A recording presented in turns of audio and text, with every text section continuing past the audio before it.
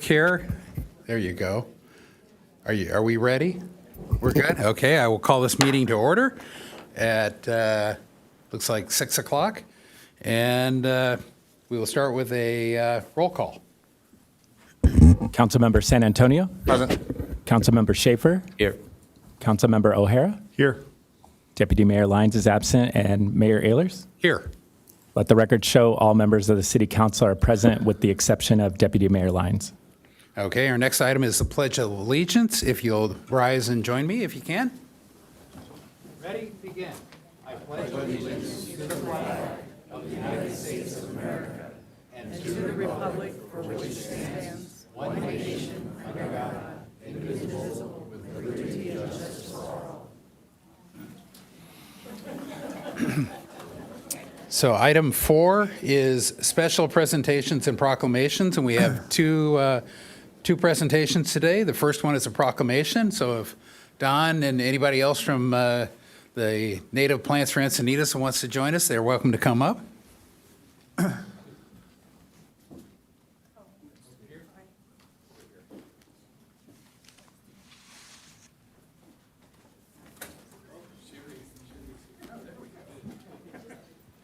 And you're from the California Native Plant Society? We'll give you a chance to. We'll give you a chance to say a few words. Any one of the three of you afterwards. But this is Native Plant Month, and I am a native plant nerd, as my daughter calls me. So this is near and dear to my heart. And so we have a proclamation for Native Plant Month. Whereas, and I'm going to read it. Whereas California's native plants provide unparalleled ecological, historical, herbal, artistic, and environmental values, and the state is home to over 6,000 native plant species, including more than 2,150 unique to California. And whereas California native plants are vital to the state's biodiversity, featuring some of the oldest, tallest, and most massive living organisms on Earth, with nearly 1/3 of them classified as special plants by the Department of Fish and Wildlife. And whereas California faces challenges from over 1,000 non-native plant species that threaten to degrade soil, facilitate erosion, and alter natural landscapes, and whereas California's native plants have played an essential role in the state's history, providing food, shelter, tools, and medicines for the indigenous peoples of California for centuries. And whereas California plants contribute to the economy by supporting industries in horticulture, water conservation, and landscape restoration, offering substantial benefits to the environment by conserving water and reducing pesticide use, restoring local ecosystems, and supporting native animals too.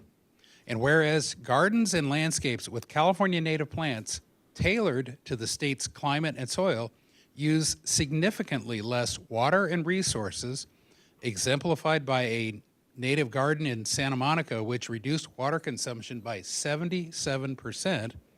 And whereas native plant restoration strengthens ecological connections, renews California's landscapes, and fosters appreciation for the state's natural heritage. And whereas the Native Plant Society, a nonprofit organization with over 12,000 members, I'm one, and 36 chapters across California and Baja California, has been a leader in protecting native plants and their habitats through science education, stewardship, and advocacy since the 1960s. And the last one.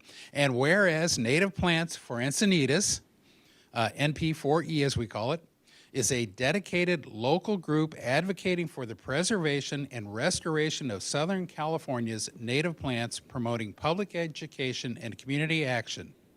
Now, therefore, be it resolved that I, Bruce Ehlers, Mayor of the City of Encinitas, along with all of the City Council members, recognize the essential value of California native plants to the state's history, economy, landscape, and environment, and supports the continued efforts of organizations like NP4E and CNPS in their vital work to preserve California's unique plant life for future generations. So I'd like to present this to the two groups, the three of you, and we'll get a picture, and I'll let you say a few words if you want to. I don't have anything to say, but I just want to introduce Mark Wisniewski and Sherry Ashbaugh. And Sherry's the president of the San Diego chapter of CNPS. Thank you very much. I think Encinitas is the only one to have such a proclamation. So congratulations and thank you. Thank you for promoting our cause. So, and you've covered a lot. You've covered all the main points there. It's definitely something important to look forward to for the future.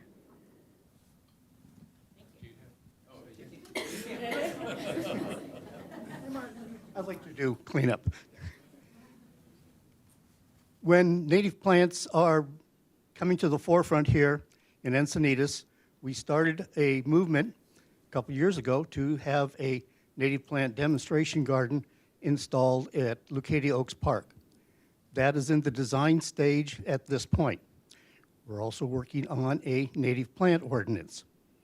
It's not an easy thing to do because one thing you have to decide on, what is a native plant? How do you describe that? Because San Diego County is the most diverse county in the United States when it comes to both plants and wildlife, because we have such varied topography from coast to desert and high mountains. But also, once native plants like trees have been planted in city right-of-ways, they need to be protected during construction projects from damage.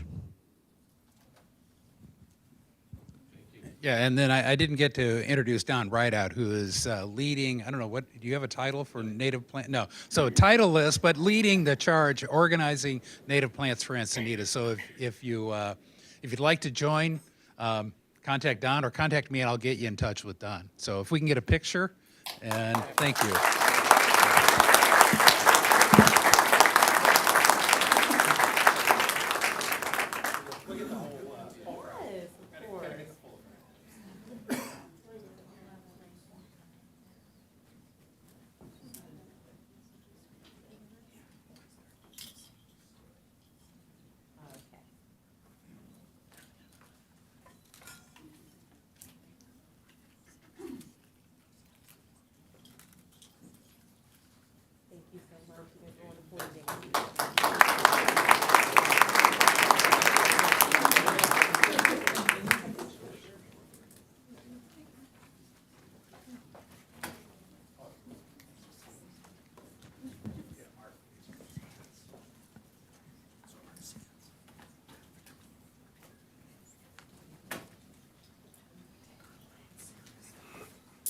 Okay, we will move on to the second item, which is the quarterly sheriff's update.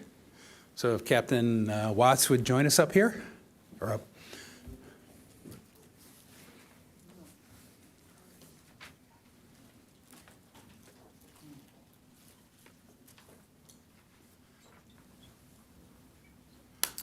All right, good evening, everybody. Thank you, Mayor, Council, City Manager, City staff, and community. This is Oscar Montanez. Wanted to bring him with me and introduce him. He is our crime analyst for the station. He's new to North Coastal, so he was a big part of helping me put together this presentation tonight. Also, he is also here to make sure that I put a disclaimer out there that when we see those medical commercials come on the TV and everybody's happy and joyful, but then at the end it's all the bad things that come with the medication. Well, that's this part. So I'm just going to say it in the beginning. The sheriff's office transitioned to a new report writing system in November, and when we did that, we found that we didn't have the extraction tools in place to extract a lot of our statistical information that we would normally gather and present to the community and also present to the state. So these numbers are working numbers. We have come a long ways. We are able to extract to a good enough point that I'm comfortable sharing these numbers, but I do want to just say that they are working numbers at this point. And then with that, is that good enough? Absolutely. Okay. All right, moving on. So crimes against persons. So year to date, and we're comparing this time of 2025 compared to 2024. Overall, crimes against persons did increase by 7 cases, and the assault offenses increased by 1 case. But if you look at the 2 charts, you're going to see that, for example, in January of 2025, we had 40 crimes against persons. And then when you look over at the assaults, 39 of those 40 were actually assault incidents. And a large majority are going to be our domestic violence incidents or incidents between known offender and victim. And then you can see that in February, it went down to 37, and in March was also 37. And when we look at 2024, and 2024 as this time period was a low crime numbers compared to the last couple years.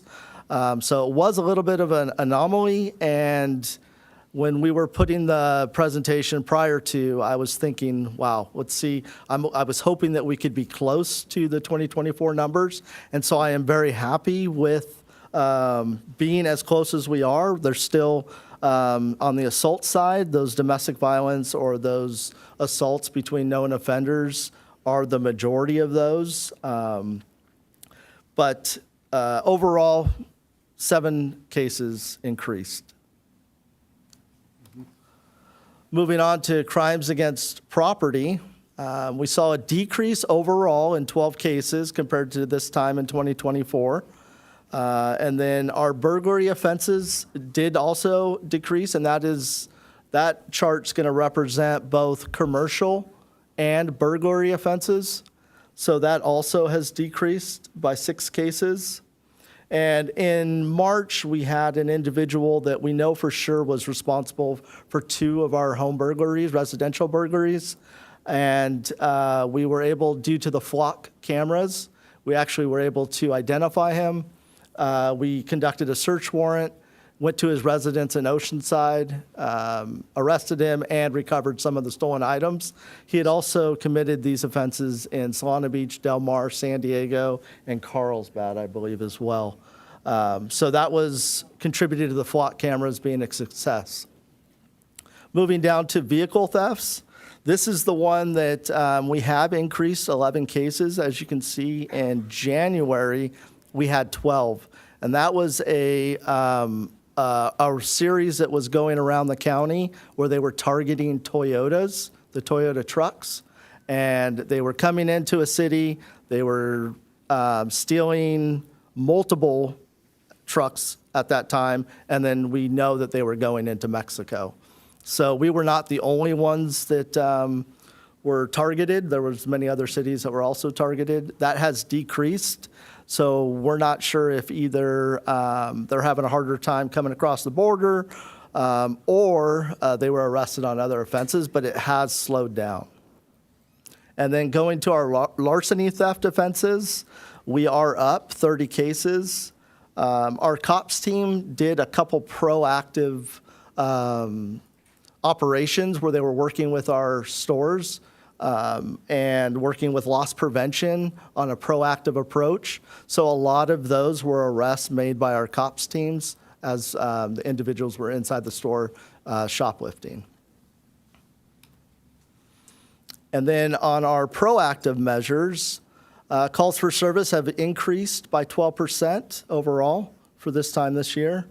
Our deputy-initiated activity, which is anything outside of a call for service, has increased by 52%. And this is something that when I took over the command here at North Coastal was one of my priorities, was to make sure that our deputies were out in the field. They were conducting proactive measures. They were out contacting people and just being out in the community.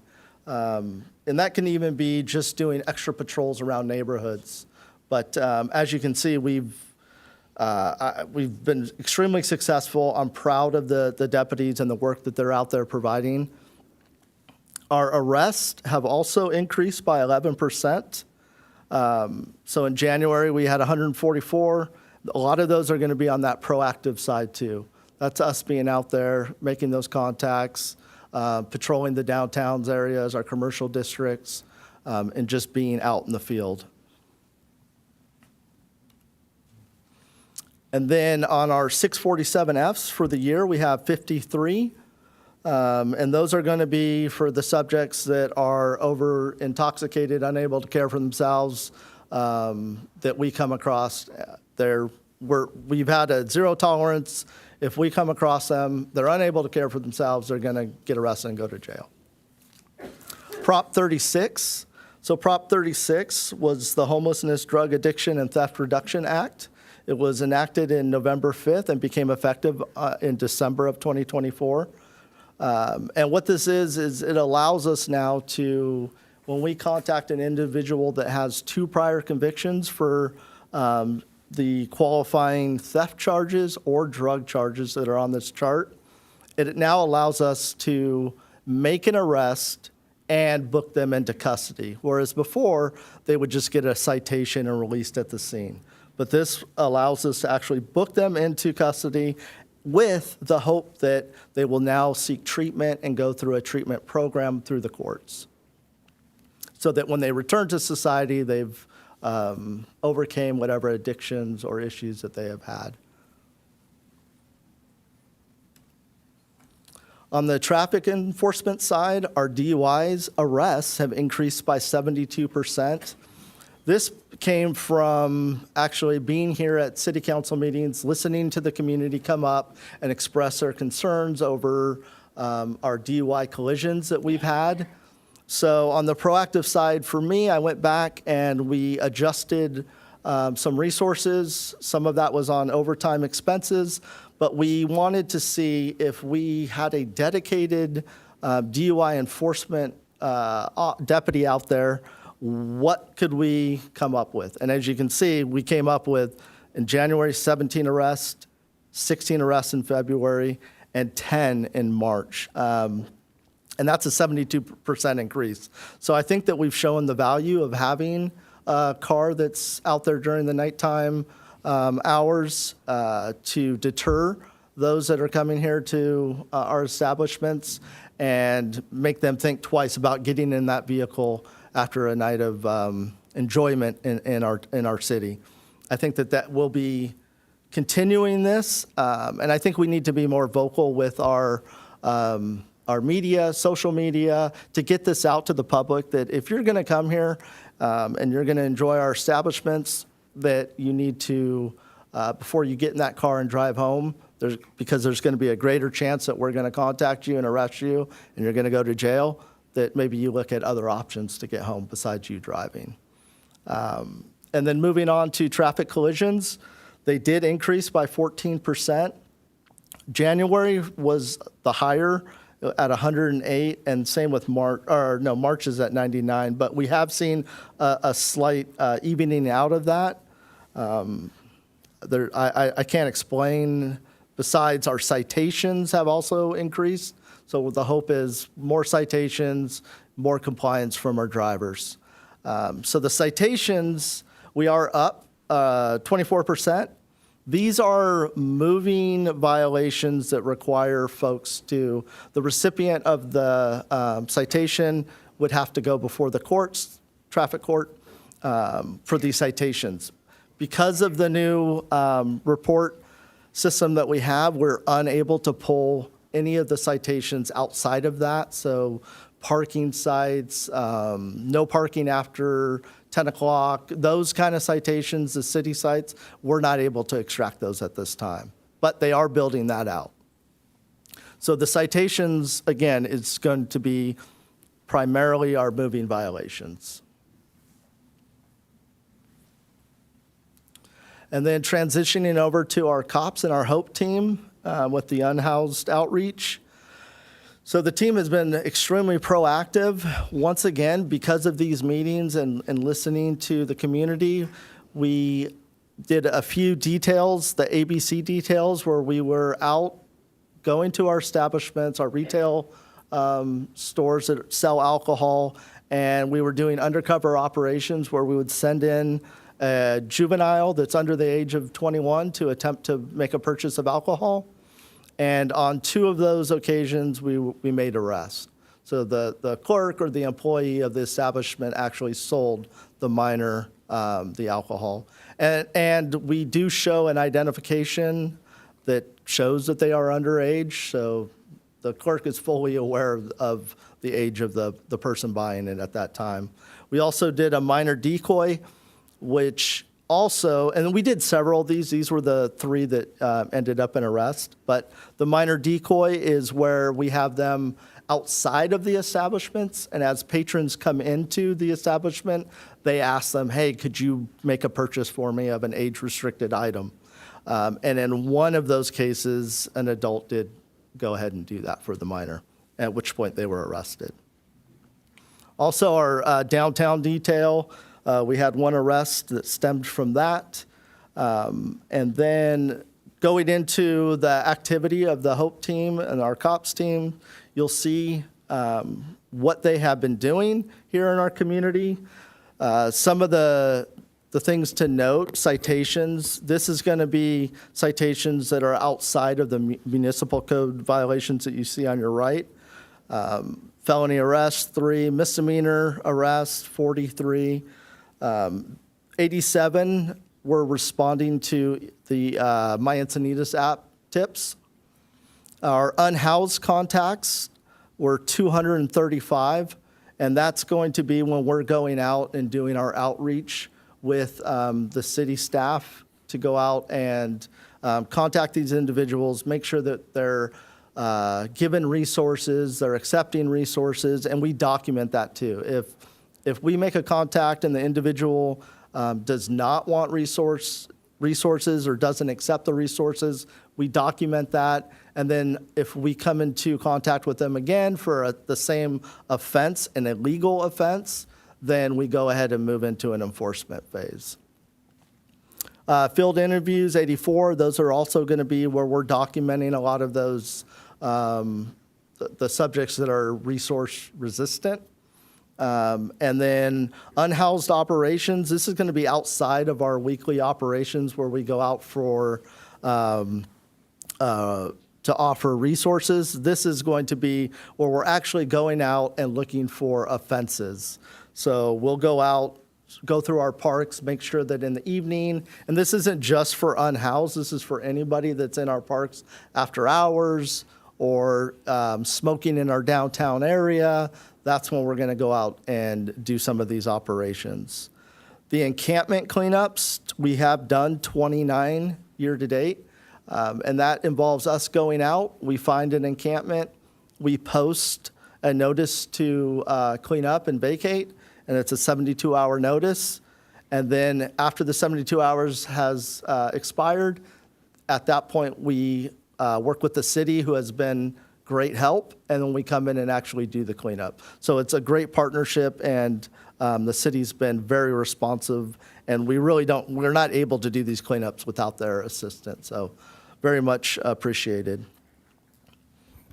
Moving on to our municipal code violations. So far, year to date, we've actually made 22 of the violations for camping in public. This is going to be an individual that has camping equipment, sleeping bags, tents, and they've erected it on public property.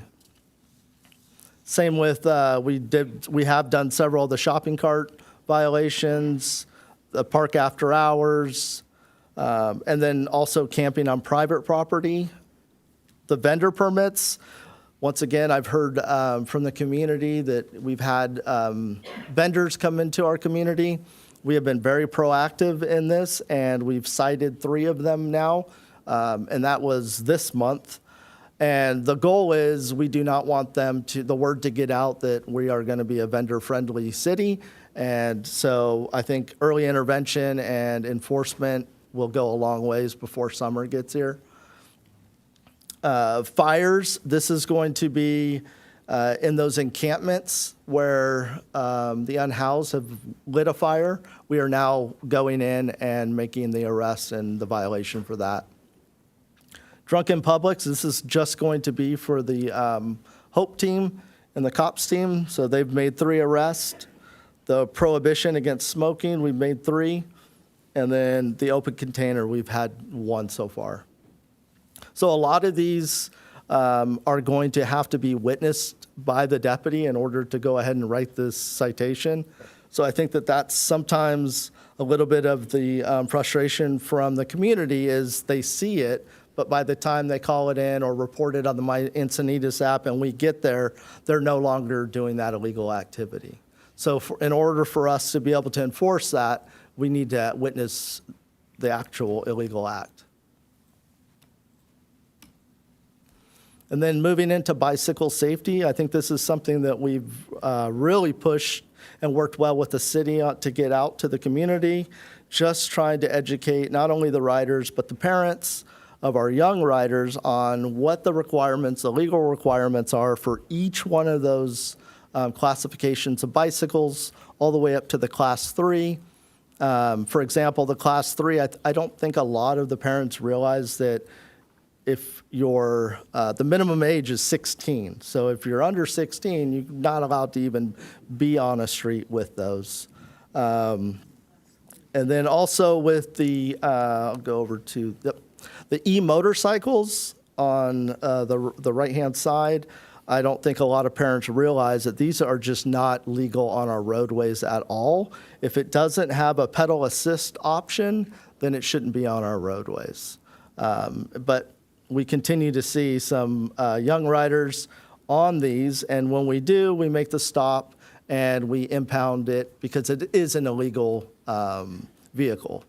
So they are not allowed on the roadways, and we really need to get this out to the parents because some of these can go up to 60 miles an hour. And I know that, you know, I've seen videos where, you know, there's somebody that looks like they're 14 doing a wheelie down the middle of our streets, and I just, and they don't have a driver's license, and it's just super dangerous. And so we will continue that enforcement and get those off our roadways.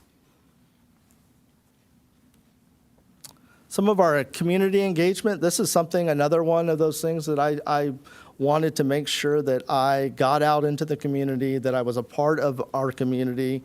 And by doing that, the downtown business walk, that was an idea that we started last year. And what we do is, as a team, as a COPS team, we walk the downtown business district. We go into every single shop or store, and we talk to the management, we talk to the clerks, and we try to make sure that in the mornings when they're opening up, in the evenings when they're closing down, that they feel like they're in a safe environment. And also to make sure that during the day when they're open, that we are ensuring that it's a safe environment for their patrons to come and want to come to their establishments. It's been very much appreciated by our business owners. I get feedback every time I come on just how thankful they are and just how connected they feel now with us. So much so that Solana Beach got word of it, and they've asked us to do it, so we now do it in Solana Beach too. But it's been very rewarding, and we're out talking to the community while we're out doing it as well. The YANA program, that's a program that we have, and that's the You Are Not Alone program, and that's where we connect it's mostly our seniors that don't have a loved one or family that are readily available. We provide weekly daily checkups with them to make sure that their needs are being met, and that if there's anything we can assist them with, that we can help them.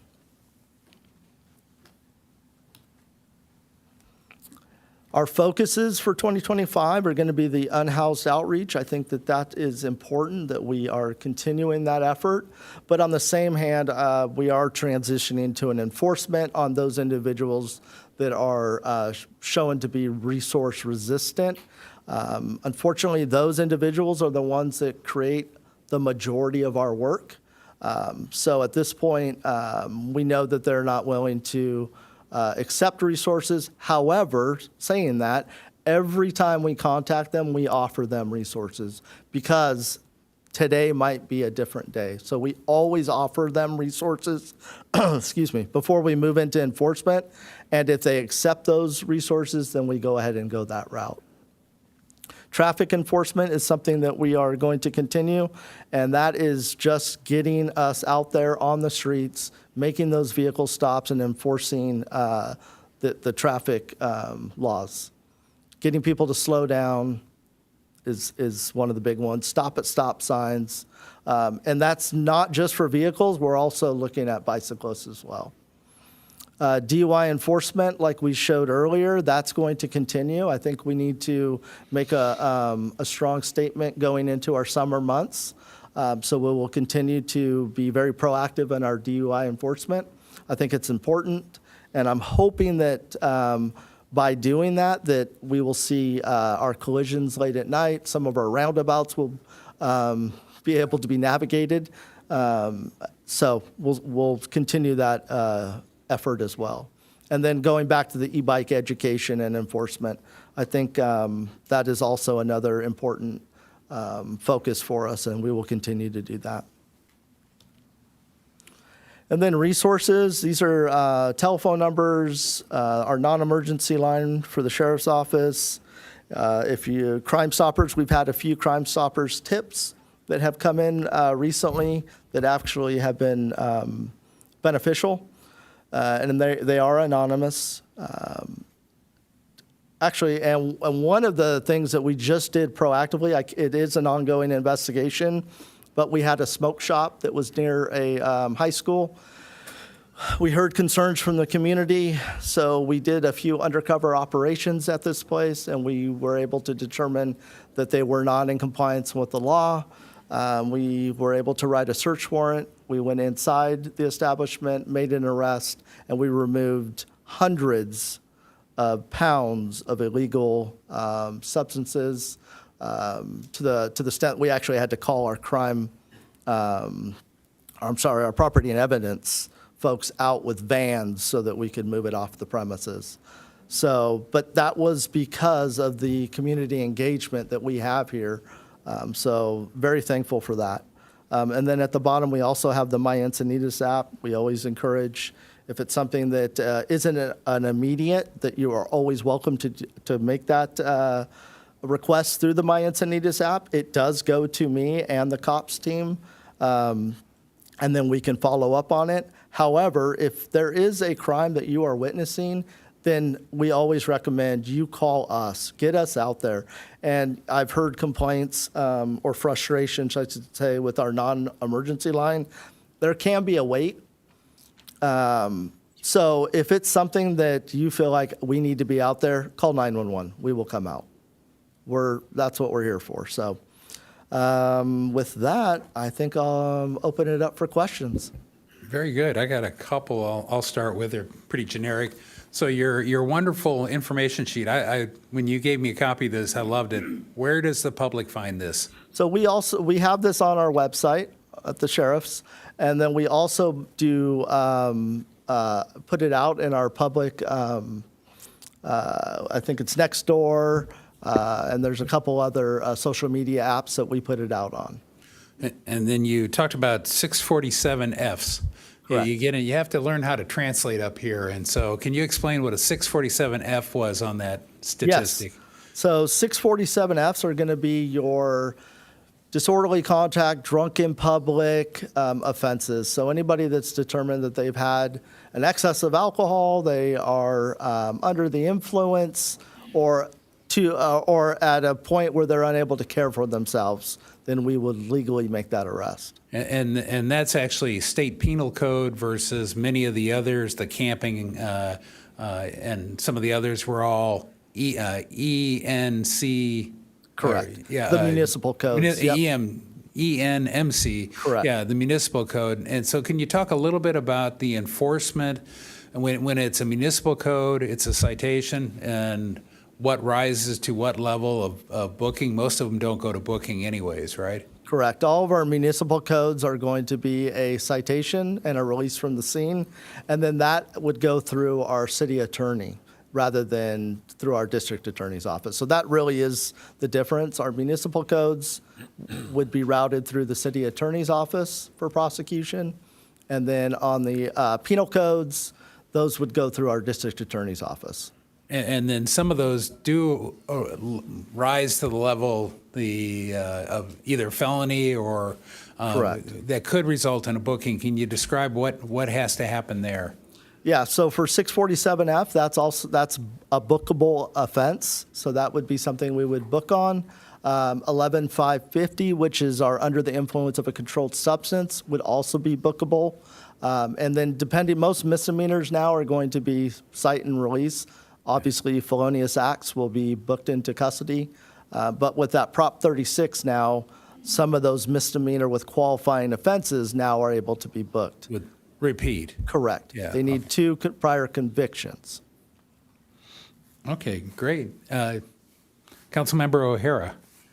Sure. So thank you for the presentation. It's always incredible to see the reminders of all that you do here in the city of Encinitas.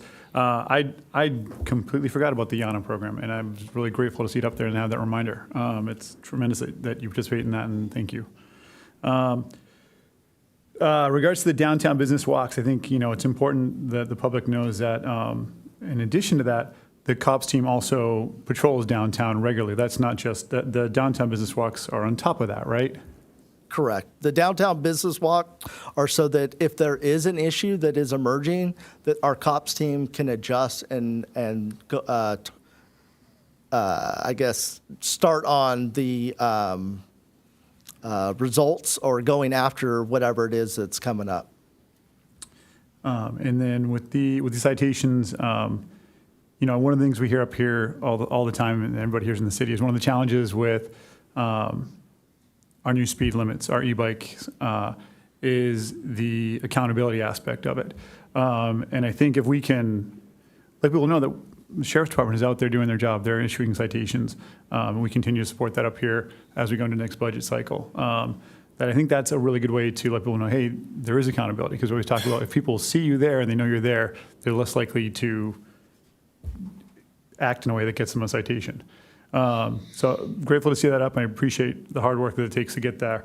And I just want to finish up with one thing. I was really, to tag along with Mayor Ehlers, the Sheriff's Department is very committed to e-bike safety. In fact, so much so I want to thank you for attending our school liaison committee this week. The schools, the Sheriff's Department, and the city are all working together to come up with ways to keep children in this community safer on e-bikes.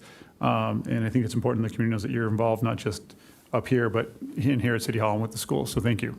Yeah, I appreciate that. Thank you. Councilmember Schaefer.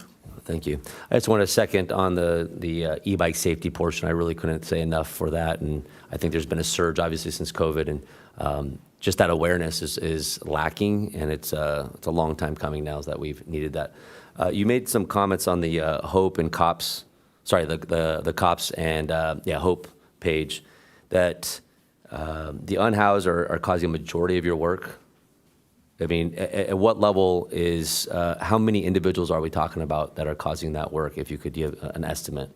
No, what I was referring to is within the unhoused community, the resource resistance seem to be the ones that are causing the most issues. Gotcha. And then So- how many people are we talking about? I mean, hundreds or 10, 15, 20, 30? I would say 15 and less Gotcha. would And be so- our repeat individuals that we come into contact with. So we're talking about 15 or less, and then I did the math, just basic math off that. We're looking over well over 600 encounters in only 106 days of the year. So Correct. a large resource of our city is being dedicated to basically 15 to 20 people. So no, the 15 and less would be those that are resource resistance, yeah, resistant. exactly. However, when we're going out to conduct our resources, we're contacting the entire unhoused community. Got it. And that's when we go out with the city and the social worker, and that is for a resource first approach. Got it. So that would be what is captured in that. Perfect. Got it. Thank you so much. Can I go? Go. I just had a Sorry. question about, so the resources that when you are contacting the, the resource resistant or even just the unhoused in general, what do you offer them? Like, what's the what are the resources you do offer them? So that's when our working with the city and the social worker, we can offer them all the way up to housing. We have housing available if they need help getting a driver's license, copies of their birth certificates, get them into employment, get them into a drug rehab. I mean, the amount of resources that we have at our fingertips is great. And that's why it's so hard for us when we encounter those individuals that aren't wanting to accept those resources because of how many we have. And we are able to show that it does help them and it gets them back into society. And most of the times we're dealing with addictions, and addictions are horrible, and it becomes a cycle. And if we can just break them out of that addiction, they're so much better, and they can come back into society and not be repeat offenders and move on with their lives. Thank you. So I'll follow up with just a couple more comments and observations. I've gone on a couple of ride-alongs, and I went on a walk-along on the morning one, and it was really impressive to the rapport you had with each and every one of the dozens and dozens of businesses we went in, and they were used to, it was obvious, they were used to seeing you and your team come by, asking how things going, you have any issues, what's going on. That is a cohesive connection with downtown that I don't think I've seen in years, so it's wonderful. It's proactive policing at its best. I've also noticed out in D4, out in that place so many people forget some of us live, increased enforcement already, and we haven't even gotten to budget time and talking about potentially adding resources. So I applaud that. I think I hopefully will see less people running stop signs. On one of my ride-alongs, I had the deputy pull over on Rancho Santa Fe, and we watched an intersection, and 4 cars went by. The 4th one blew right through, and I don't mean rolling stop. I mean blew right through. And I thought I made my point. After he gave the ticket, he came back, parked in the same place. 3 cars, blew right through. When the deputy explained it to the traffic detail that night, he said to them, they were doing 35 to 40 through the intersection. So thank you, and let's keep going. Let's see. One comment I want to make sure the public understands is e-bike law is primarily vehicle code, state vehicle code. So there's a limit on what we can do versus what the state is doing or trying to do. Assemblywoman Tasha Berner has been working really hard, having trouble getting the laws through, so anything we can do to support her, both public and council, I think we want to get to the right solution from e-bike laws. And last question is about you made a comment, and I love the fact that the license plate reader cameras, they're a brand name named Flock, have been helping. How many do we have today in Encinitas? I believe we're up to 24, I believe is where we're at. So all that we've approved have been installed at this Correct. point? And I want to say what Carlsbad next door, which is double our size, has over 100 Correct. right now. So they're not cheap, but they're a key resource, and we have access to their data as I think Solana Beach has them too, correct? They do. Yeah, so it's a network that really helps solve crime. So with that, I don't see anybody else. I really appreciate the quarterly update on what's going on, and thank you for what you and your team do. It's crucial to making us successful. I So, appreciate thank that. you. Yeah, thank you all for your time. Thank you.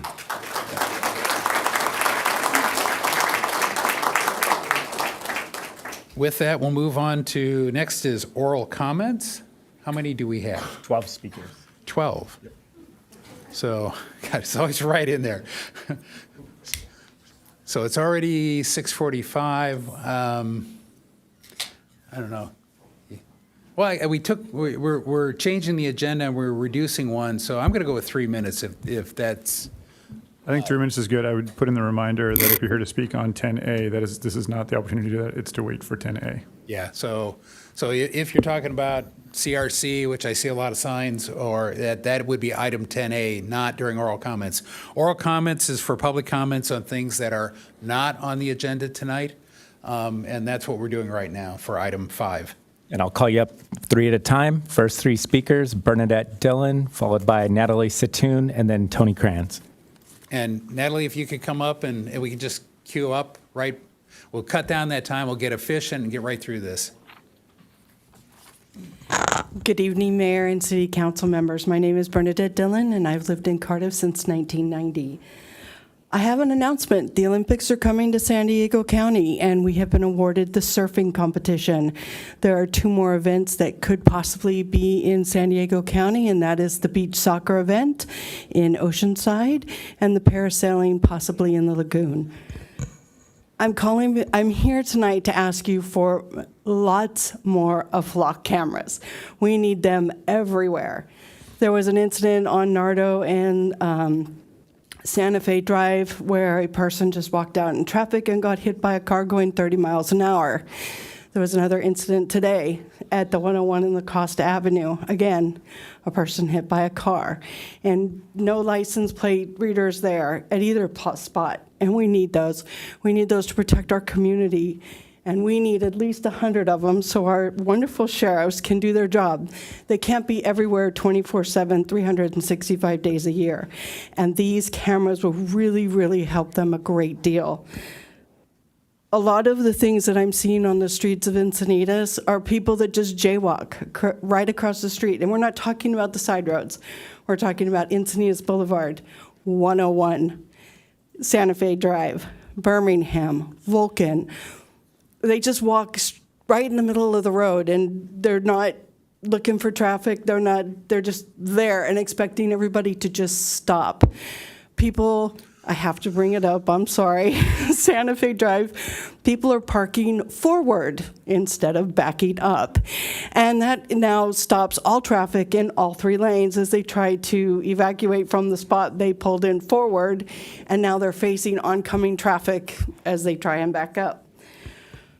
There's one spot in Encinitas that is really bad, and that is Encinitas Boulevard, where Cali Magdalena, across from the building, commercial building driveway, and the Mobil gas station. So the driveway sits between Mobil and Chevron.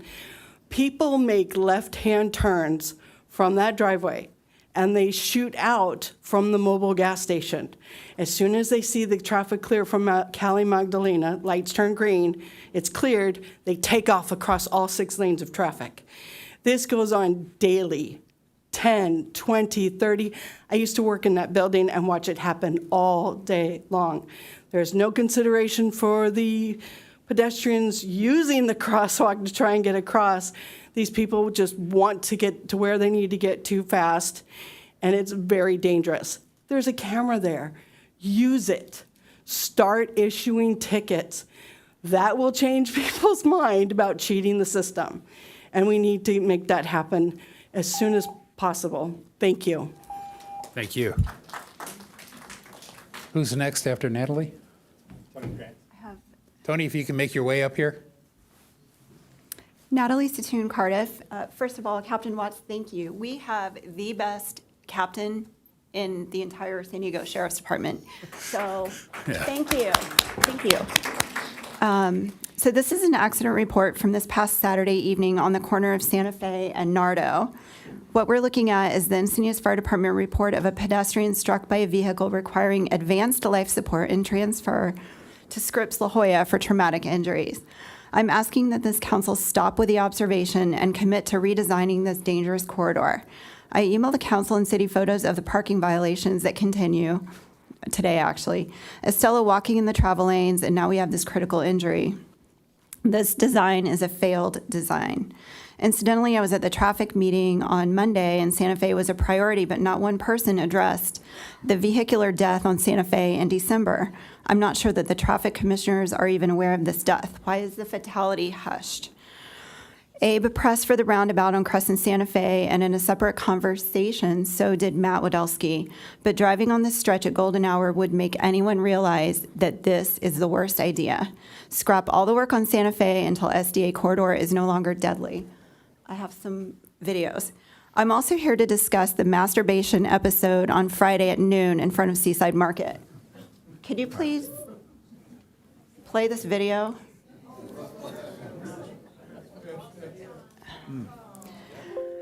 This is completely unacceptable. 3 of you up here have young ladies, and in this video, children are walking by. Do you see the video, Warren? Please. There are 2 of them, please.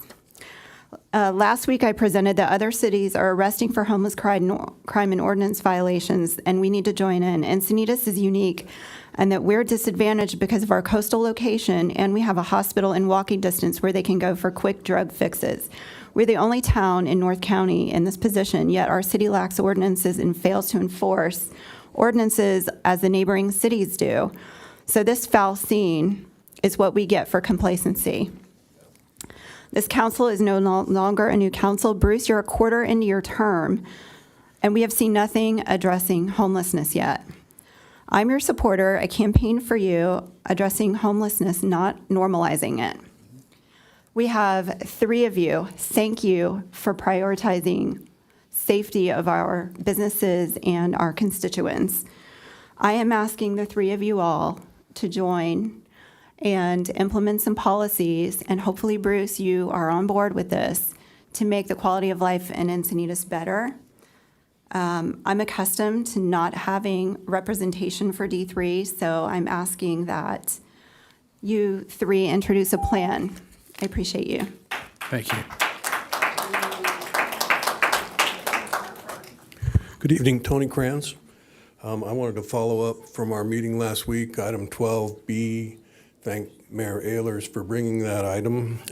It was kind of weird because of the way it all laid out, where we were having a presentation on whether to make the exception to the policy or not as part of the conversation. And so my presentation was on the benefits of applying for the grant and not on the policy issue.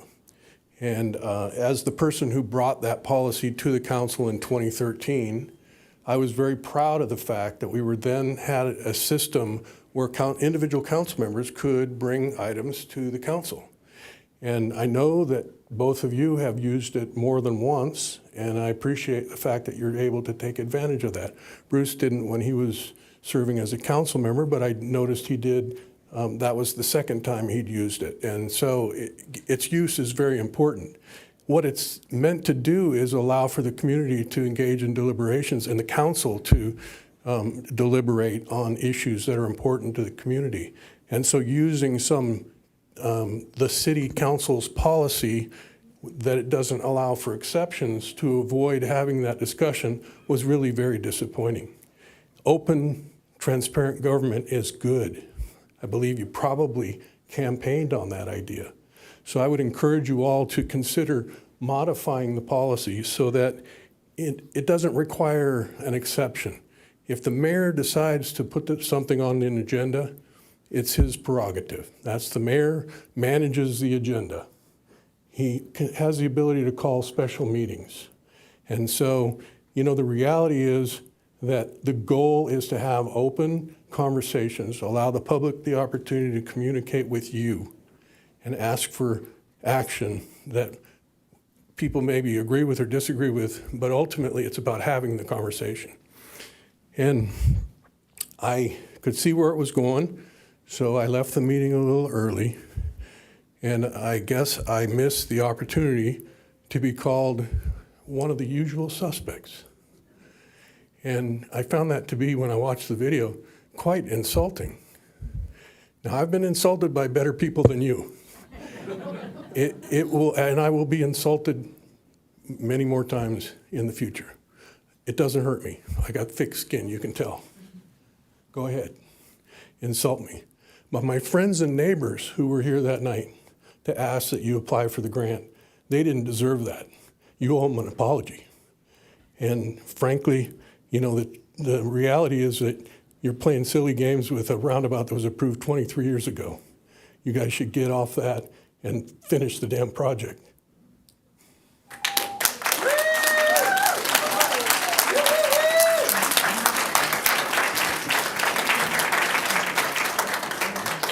Next 3 speakers, Brad Lefkowitz, followed by Ellen Burr, and then Dave Dean. No, Dave, you're third. Ellen, if you can move up too. Ellen, if you can move up. Hello, Mayor, Council.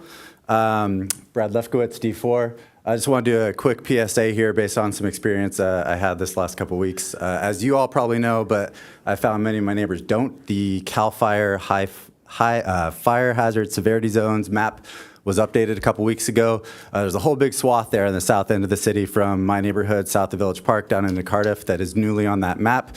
I saw it come out a couple weeks ago. I expected a letter from our insurance. I did not expect it to come so soon. A week or so ago, I got a letter. We're losing our homeowners insurance in July. So I did some panicked Googling, and I found this site up, uphelp.org/dropca. It walks you through the steps that are available to you. Long story short, start shopping soon. I found an independent insurance broker that was able to pair the Cal Fair plan with a traditional company. I just got the quote yesterday. At first glance, it looks like we're getting pretty comparable coverage to what we had before at the same price, which was a relief. I've heard some horror stories of people's premiums going up, $600-700 or more. So we got lucky. Hopefully everyone else can. I just wanted to put that up there because most of my neighbors weren't aware of this. And any way you could put this out to the city, I'm sure people would appreciate it. Thank you.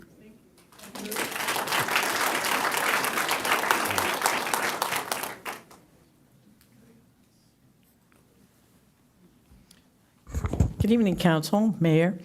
I don't know that we have a policy. I would not think that we would need a policy, but having watched what transpired last week, I would have thought that there would be, as a matter of personal and professional responsibility,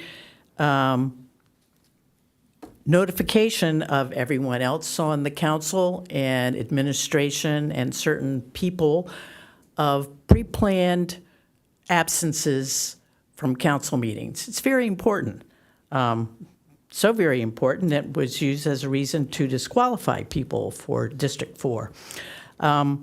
So perhaps that's something we need to look into. Secondly, we still have a problem, and maybe it's gotten better, of people who are a dedicated small group, very interested in something, coming and trying to act or becoming actors, surrogates for the city, with or without the help of certain council members or administrative staff, and we simply cannot do that. That's why you guys are up there. That's how L7 happened. We need to make sure that people are not inserting themselves into the operations and business of the city.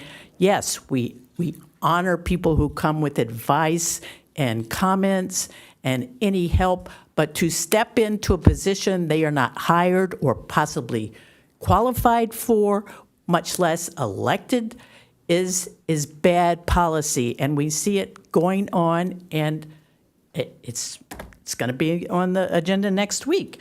Finally, grants. $20,000 to do a basic grant coverage for Sandag or the county, which is basically updating, revising boilerplate and ushering it through all the departments it needs to go through. That's reasonable. But $20,000 would not be a retainer fee for a real grant writer if we're talking about the state or the federal government. These people are professionals. Usually they get a cut of what they achieve in getting the grant. It is, like many things in life, it is not just what you know and what you say, but who you know and who they owe. And people who are grant writers, they have specialties. They are into Department of Transportation or, well, I don't know how much we can depend on grants from the federal or the state this year, but in the future, we need to make sure that we're not wasting time or resources. Thank you. Thank you.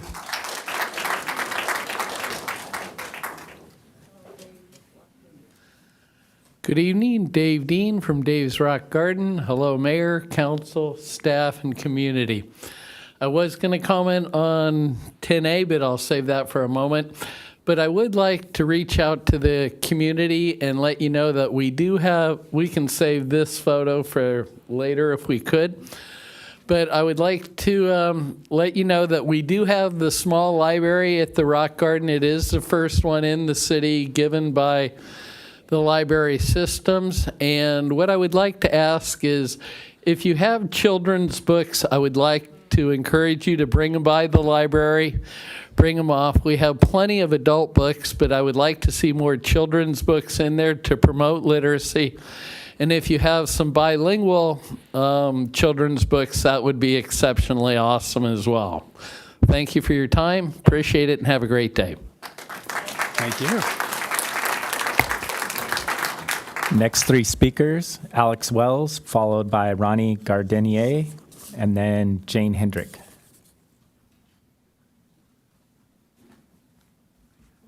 Are we allowed to talk about 10A CRC right now?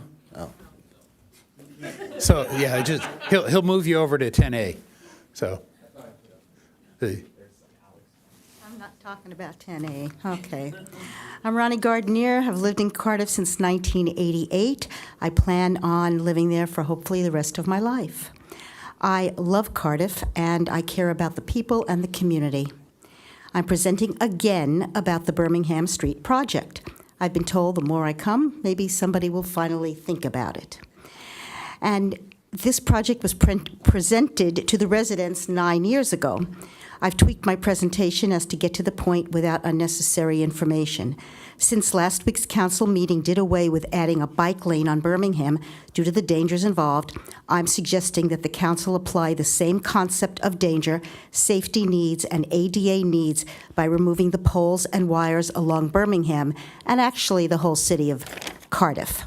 In both May 24 and March 25, I received an email from the principal engineer on the project that the project is currently complete with design and the permitting process, and the project is ready to be moved to the construction phase. The only outstanding issue was funding. If we cannot get outside funding, then perhaps we need to move in the direction of self-funding. How long is the city going to wait for outside funding? Given that Birmingham is the major thoroughfare into this community, it's a priority in Encinitas infrastructure. It's a huge accident, fire safety, and ADA issue. I will not list all the incidents that demonstrate the safety problems, as these are available within city, police, and fire records. Those records and common sense shows that the poles and wires need to go.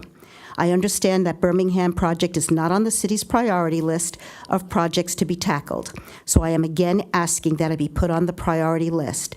I believe that 9 years in waiting qualifies this to be placed on a priority list, even if it requires city funds. I have confidence that the city can work the numbers to come up with the resources on this needed project. How about reviewing the project to downsize to eliminate the beautification aspect and simply focus on the safety aspect by removing the poles and undergrounding the wires? Even better, how about efficiency in combining taking down the wires and poles with the upcoming repaving and restriping of Birmingham? Thank you very much.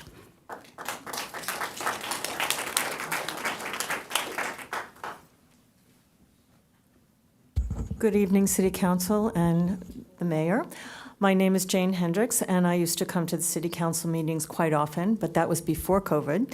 And then COVID happened, and it was impossible to come to City Council meetings because then they decided to do it with Zoom and technology, and of course, I didn't really care to do any of that. So I lost my voice in the City of Encinitas. Thank you to the former City Council and the Mayor who delayed having in-house meetings, which was very upsetting to most of us.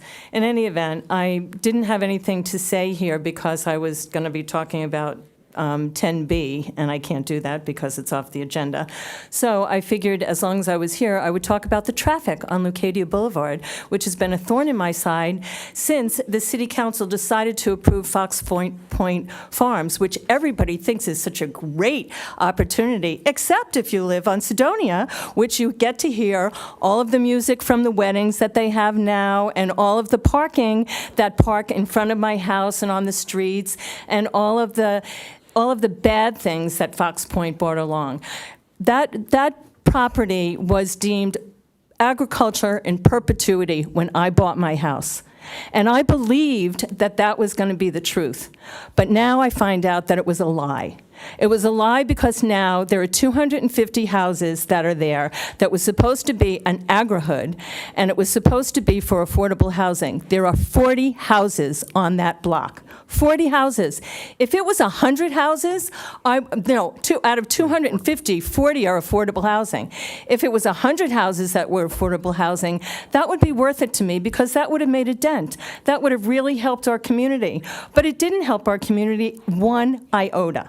All it did was add 20,000 more cars a day on Leucadia Boulevard.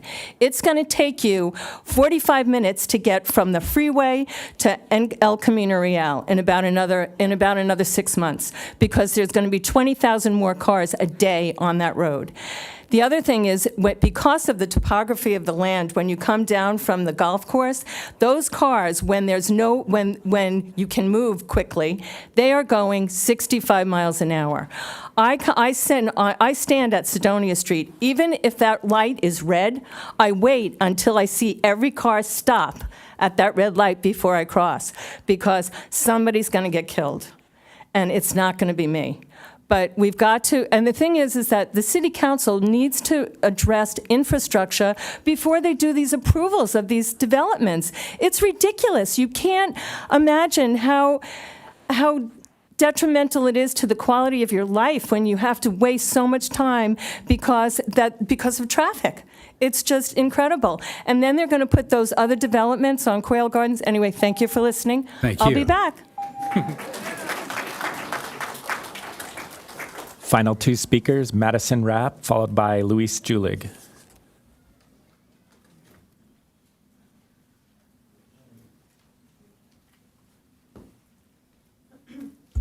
Hello, good evening, Mayor Ehlers and City Council.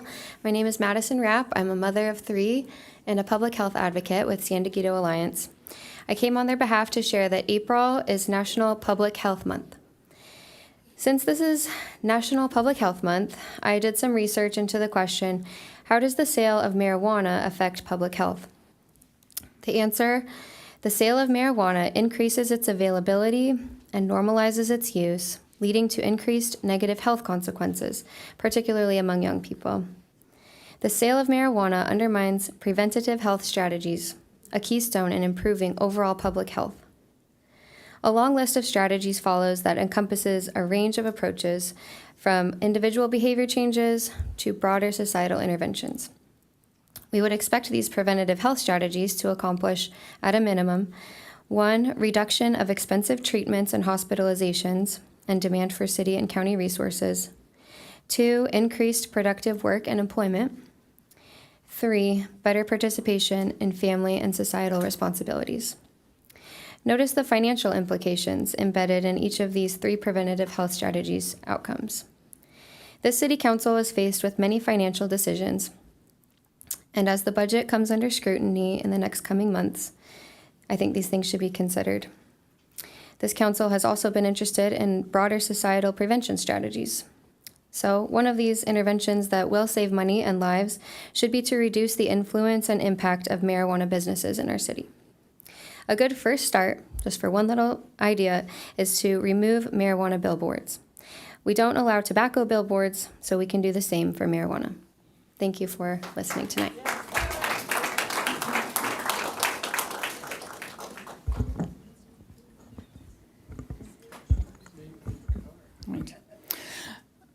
Hello, Mayor Ehlers and council members San Antonio, Schaefer, and O'Hara. I'm Louise Julig. You may have seen my name on some recent letters, but might not know who I am. I thought I would introduce myself by talking about some things I love about Encinitas and some other things I'm not so crazy about. I never lived anywhere that was so walkable before moving here from San Diego 26 years ago. My husband and I live in District 4, tucked between Trader Joe's and Village Park. We often walk to Trader's, Ralph's, Pete's Coffee, the Manchester Preserve, even the post office in a stretch. When our daughter was young, I loved walking her to school at Parkdale Lane. Years ago, our family did a quest to visit every restaurant within walking distance of our house. At the time, there were 51. I love how neighborly my neighborhood is. There's a 4th of July bike parade with food trucks, a Halloween costume parade, and a holiday happy hour my family refers to as the Christmas crawl. Every summer, our cul-de-sac has a block party. I know my neighbors here. I never had that anywhere else. We may put different political signs in our yard during election season, but we're neighbors first. I also love our church, Bethlehem Lutheran. You don't see me at many city council meetings because I'm usually in handball practice at this time, but it's Holy Week and we have the night off. Under the stewardship of former Pastor Bill Harmon and now Pastor Laura Zeal, Bethlehem has been a place not only of worship for my family, but a place of deep growth, friendship, and a sense of community. Our daughter grew up in its preschool and youth group and is now engaged to a boy she met there. There are so many more things I love about Encinitas. The beaches, the parks, the Botanic Garden, the La Paloma, the Garlic Naan and Himalayan Kitchen. I could go on and on. Zen master Suzuki Roshi once said, "You are perfect just the way you are, and you can use a little improvement." This is how I feel about Encinitas. On the flip side, it's gotten really expensive to live here and getting more so. Homeownership is out of reach for many, including my pastor, Pastor Laura. She has shared publicly that she is housing insecure as she lives in a casita only by the generosity of a community member. Our daughter and her fiance live out of state and do not see a future where they would be able to own a home here without significant financial help. I've heard arguments rebutting the high cost of living here that say, well, too bad. Not everyone gets to live at the beach, and you gotta just raise your kids right so they can afford to come back. But I don't want all my neighbors to be hedge fund managers. And we did raise our kids right. Our daughter was an honor student who's now an award-winning reporter. Her fiance is an engineer at a national lab. But it feels like Encinitas is becoming a poster child for a disappearing middle class with a bizarre mix of high-end shops and discount stores. I hope we can hit on policies that support small businesses and also make living here more affordable. When you think of making decisions, think of people like me, your constituent and neighbor. Thank you. Thank you.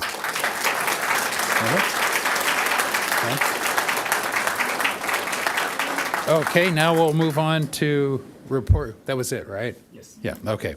Now we'll move on to report from closed session.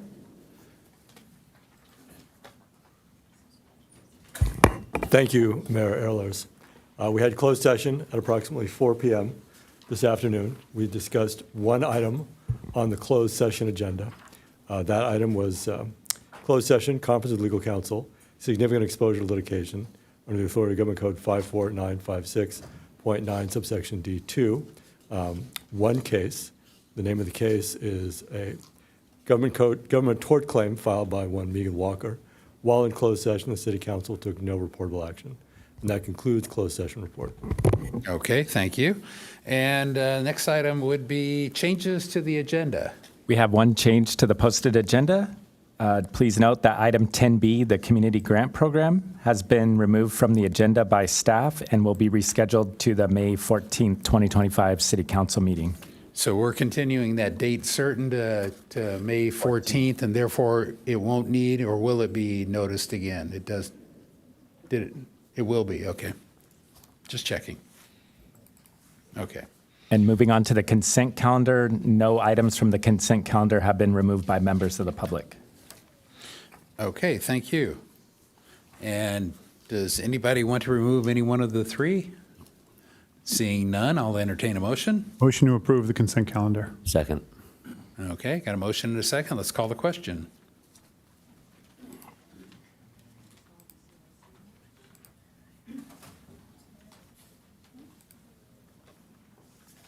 That motion does carry unanimously with Deputy Mayor Lyons absent. Okay, and that brings us to item 10A. And 10A is a public hearing, and we'll start out with a staff report. And item 10A, just for everybody's that doesn't have it in front of them, let me just find it on the agenda, is a continued public hearing from March 12th, 2025 to consider and approve resolution number 2025-32, approving the fiscal year 25 to 29 consolidated plan the fiscal year 25 to 26 annual action plan and amendment to the citizen and community participation plan for the Community Development Block Grant Program. And contact person is Management Analyst Schubert, but I see, what is your title, Darby? Yeah. It's Housing Services Manager, Melinda Dacey. Thank you, Mayor, council members. I'll go ahead and jump into the presentation. I will be taking this item before you on behalf of Cindy Schubert, who's not able to be with us this evening. Okay, thank you. So this is a continued item from March 12th, where the City Council had received an update to the 5-year consolidated plan, as well as the annual action plan and funding recommendations.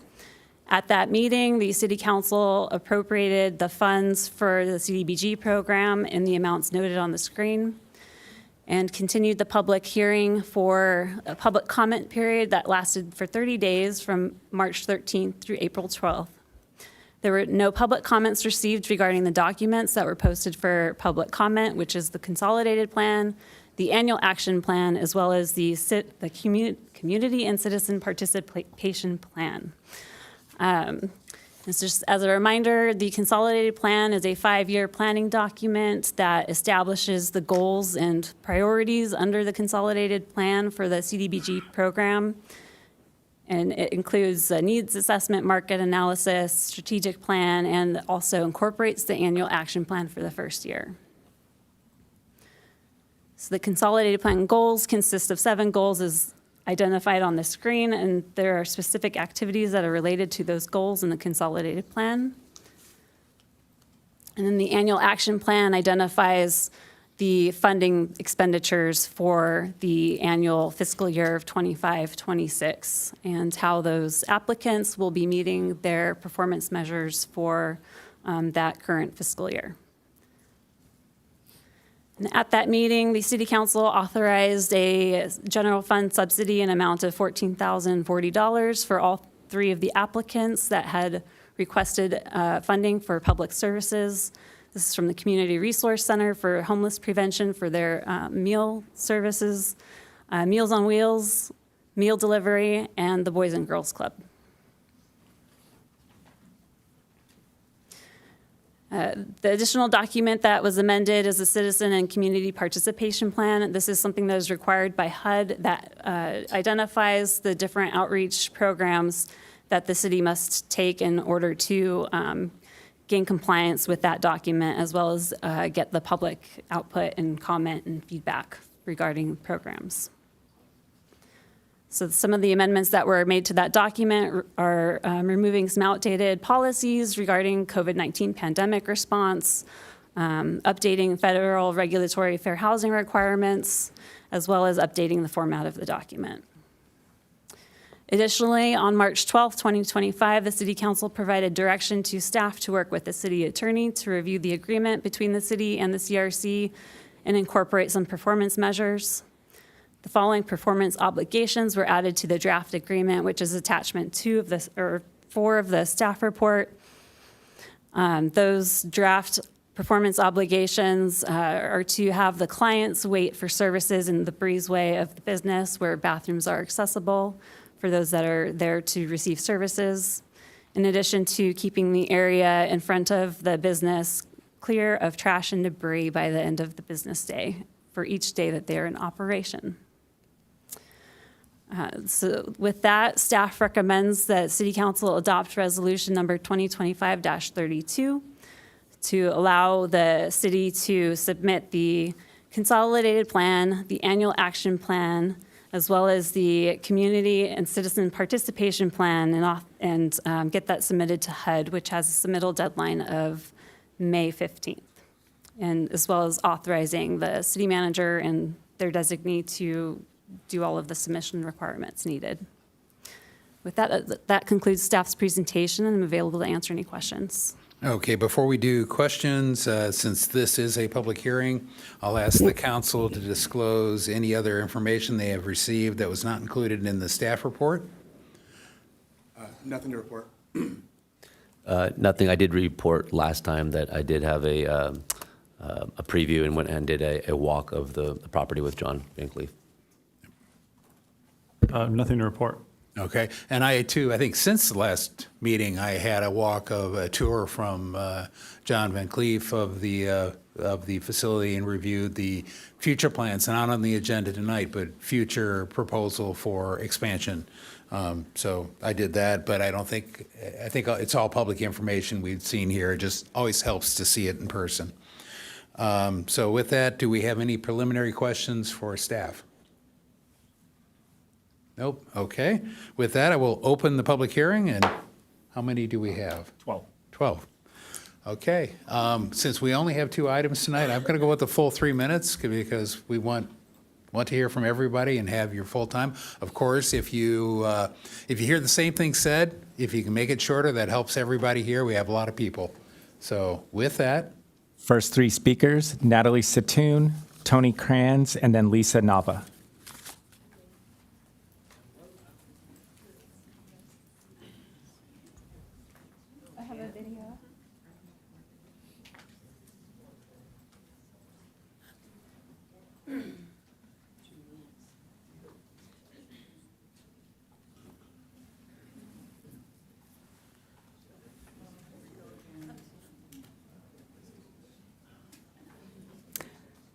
Natalie Satoon, Cardiff. I'd like to thank Jim O'Hara for requesting information from Parks and Rec on the selection process in which nonprofits were solicited for interest in this grant.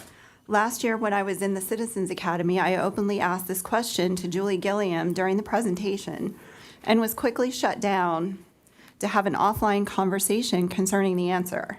Many other Academy participants also noted this question being shut down. Why were we not entitled to a public answer? We did not walk away with confidence in the selection process with Ms. Gilliam's non-response. Something seems suspect. I am in support of fully funding the Boys and Girls Club and Meals on Wheels with the remaining balance of the CDBG grant going to the CRC. The Boys and Girls Club and Meals on Wheels programs benefits people who have limited resources and earning potential. We have overwhelming criminal behavior in the immediate proximity of the CRC. It isn't even a debate. Look at the behavior there. We have a problem that extends far beyond a grant opportunity and MOU language. Encinitas leaders are sacrificing local residents as business patrons and enjoyment of our downtown where Encinitas residents pay premium to live, as well as our local business owners over one nonprofit neighbor and the elements inflicted on our community. Their nonprofit leader attacks private citizens for our opinions for lived experiences such as that. He insists we offset the criminal elements of homelessness with recognizing only the benefits of food insecurity relief and domestic violence intervention, or we are publicly labeled as uncompassionate. Does the man in the video appear to care about dignity for himself or others? Yet we're expected to overlook his behavior and act as though he has it. When I see this, the only funding from the general fund I want is for more deputies to lock him up. Because I'm an accountant, I see the world in assets and liabilities. When a liability is so imbalanced, you must address it or continue to fail. Encinitas needs leadership who will stand up for residents and local businesses and require all offending businesses who bring detriment, either purposely or indirectly, to be put on notice and certainly not be rewarded with such community unbalance. I have a solution. Next year, if the city wants to support food insecurity, make a restricted donation to the Jacobs and Cushman San Diego Food Bank for the Encinitas community food distribution to include the CRC. That way, the focus is strictly on food distribution. I do not want taxpayer general fund monies supplementing programs that we must offset with expense for more sheriff coverage. Thank you.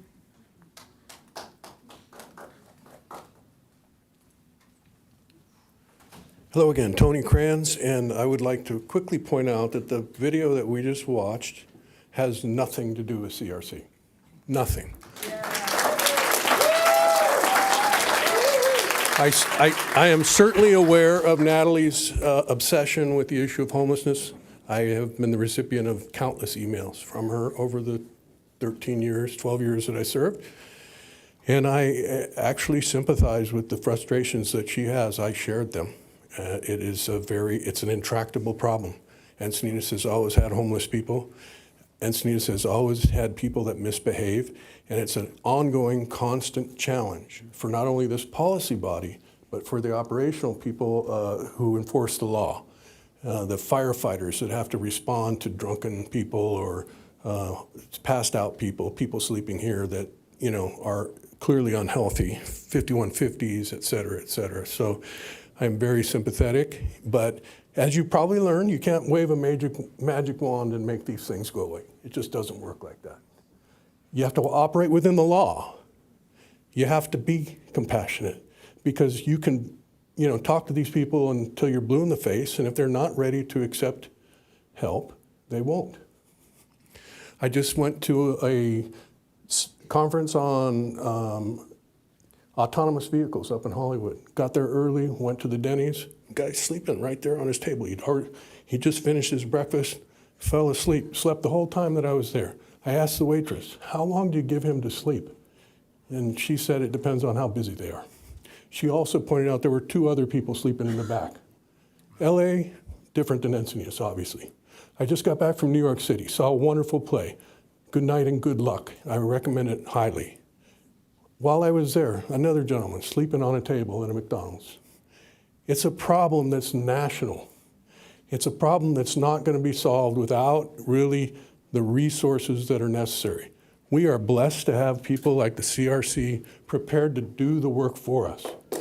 It requires resources.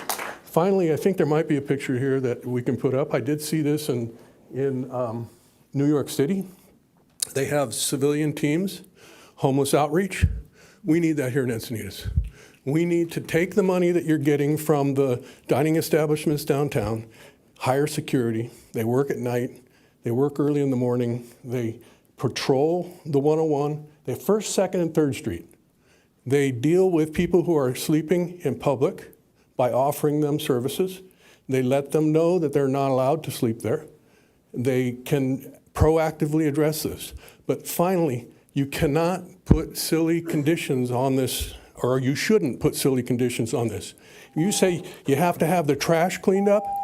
What happens if somebody decides they don't like the CRC and they start dumping trash there? It's just a ridiculous solution.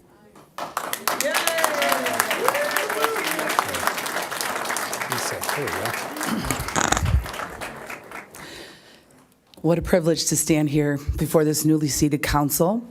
Mayor Ehlers, City Manager Campbell, it's good to be back here in the city of Encinitas.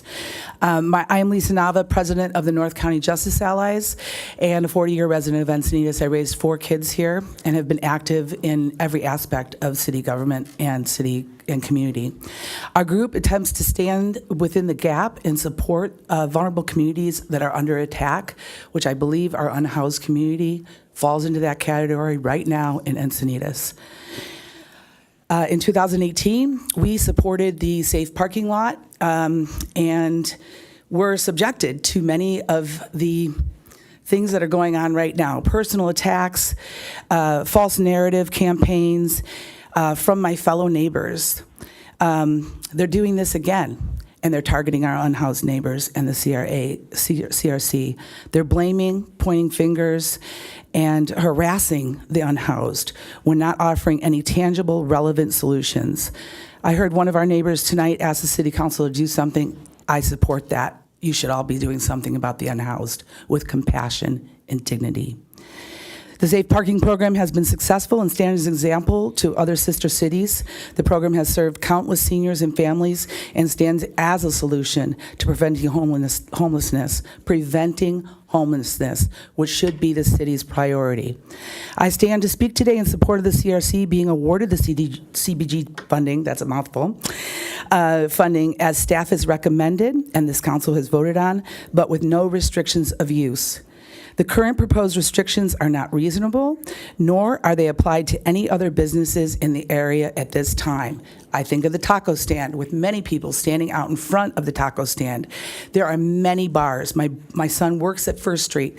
People are there all the time outside of the establishment.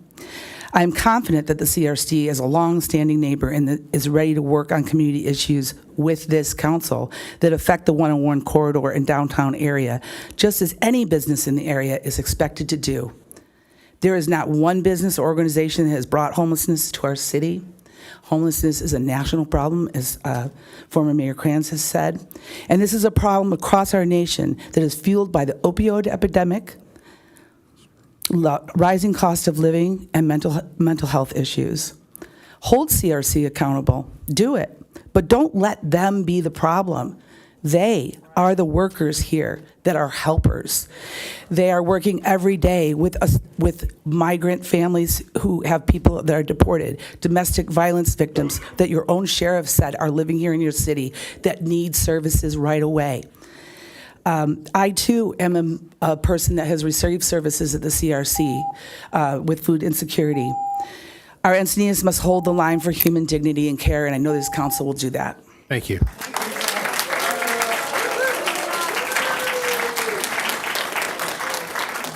Following Scott is John Van Cleef with a time donation from Rebecca Nussbaum, and then Tom Packard.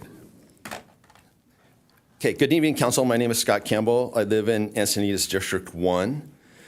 The first thing, keyword is resources. Second, I'd like to thank Captain Watts for his incredible report. We've never seen detail on actual infraction by code. It's really cool. I'd also like to thank the Public Works for cleaning out a homeless encampment at this new city park. They cleared out the guy dug 4 cubic yards of dirt. And thank you to the Public Works. But anyways, we have a little show here. SA Citizen Review Panel has some data. I hope I can get a few flags up. We'll see. Because I'm here to help the CRC. I want everybody to win. This has been very controversial on all sides. So, there's some metrics. They're talking about trash, and that's hard to measure. But this is something that we can measure, and this is a very easy goal. It's realizable and it's realistic. We count the people that come in, but we need to actually count repeat visitors. And that's the only way to know if this program is being successful. If people come in and they're using 100, 200, 300 times a year, they're not being helped. They're dependent. So let's get this a little bit straighter here. This is the perfect curve here. People come once and they need some help a couple times and they get helped. And that's the solution that I think everybody in this room wants. Now, the reality is a lot of people they need a quick little help. Some people need longer help. This is just a random graph. Some people need 50 visits, but then they get helped. This would be a success. I would consider this a success. Now, this would be poor performance, where the majority of the people are using the services for extended amounts of time. My ask is that you add this performance metrics. And the reason is this will help the CRC know what they are doing and what they are serving. Because I believe that they are doing good and they're trying as hard as they can and they want to do better. But I feel in my heart that they really haven't kept an accurate count. And it's easy to eyeball people coming in the door, but your eyes lie. And if you count the numbers and actually write them down, people might be surprised. Now, how are we going to do this? I saw in their data, they have a $7 million budget. You can get a laminator, you can get a card reader. There's probably people that will donate some software, and you could do this. This is along with tracking income and size of family and a whole bunch of other stuff that's part of this consolidated plan. And while I got 8 seconds, please ask how this consolidated plan will be used in the next 4 years. Thank you. So, John?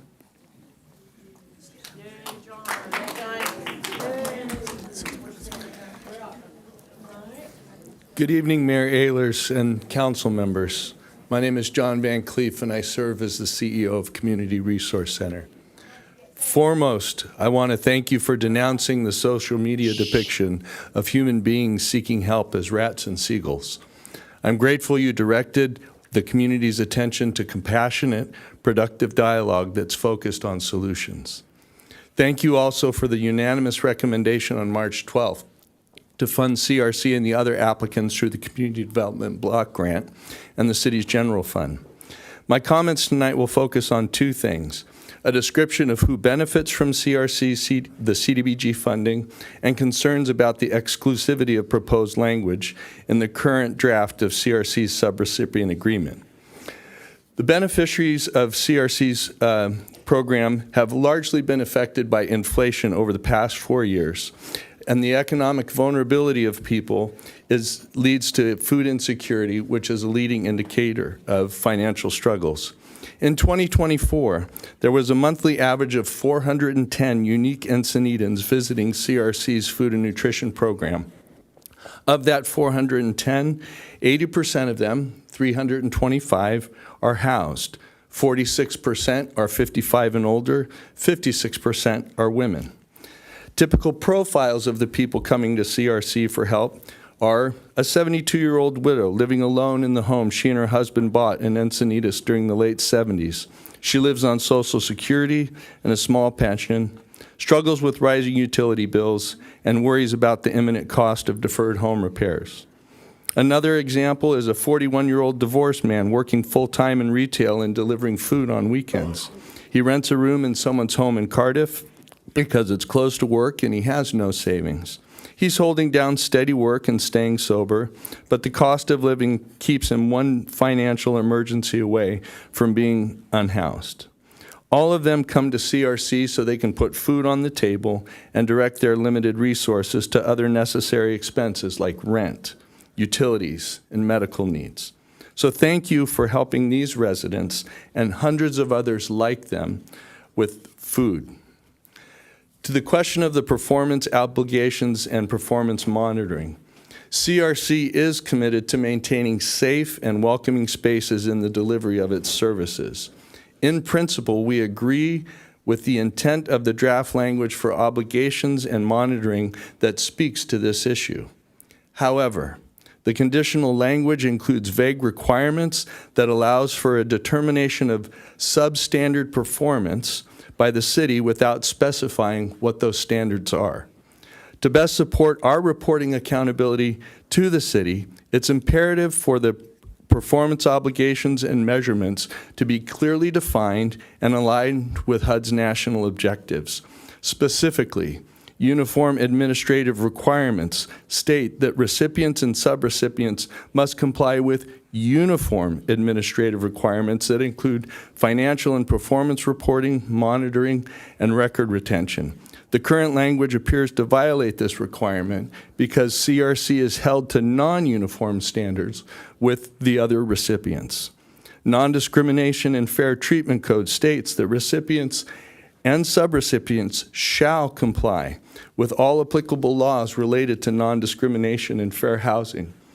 Though this is clearly not the intent of the City Council, the current language could be effectively interpreted as discriminatory because of its exclusive focus on CRC and the people it serves who are unsheltered, very low, and moderate income. Finally, subrecipient program monitoring must be performance-based and aligned with HUD's stated objectives. And the agreement with the subrecipient shall include a description of the specific performance standards for each funded activity. The current obligation and monitoring language does not appear to be aligned with HUD's stated objectives, nor does it define specific performance standards. Through these examples, I hope I've been able to meaningfully convey my concerns that the current draft of the subrecipient argument or agreement for CRC is vague and it appears to be in conflict with federal requirements. Moreover, the unequal enforcement of the obligations and standards across all subrecipients further undermines compliance with these expectations.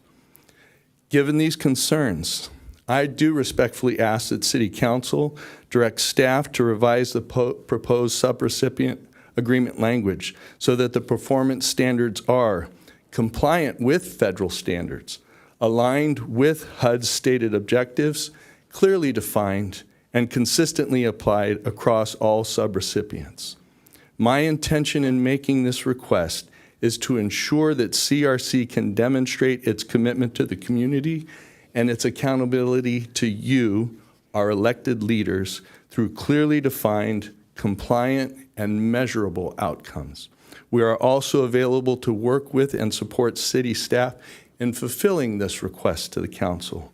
Together, we will continue to serve Encinitas with integrity, transparency, and shared purpose. Thank you. Thank you. So, was it Tom Packard? Yeah. Tom Packard, followed by Lupita Barnett and Marco Gonzalez.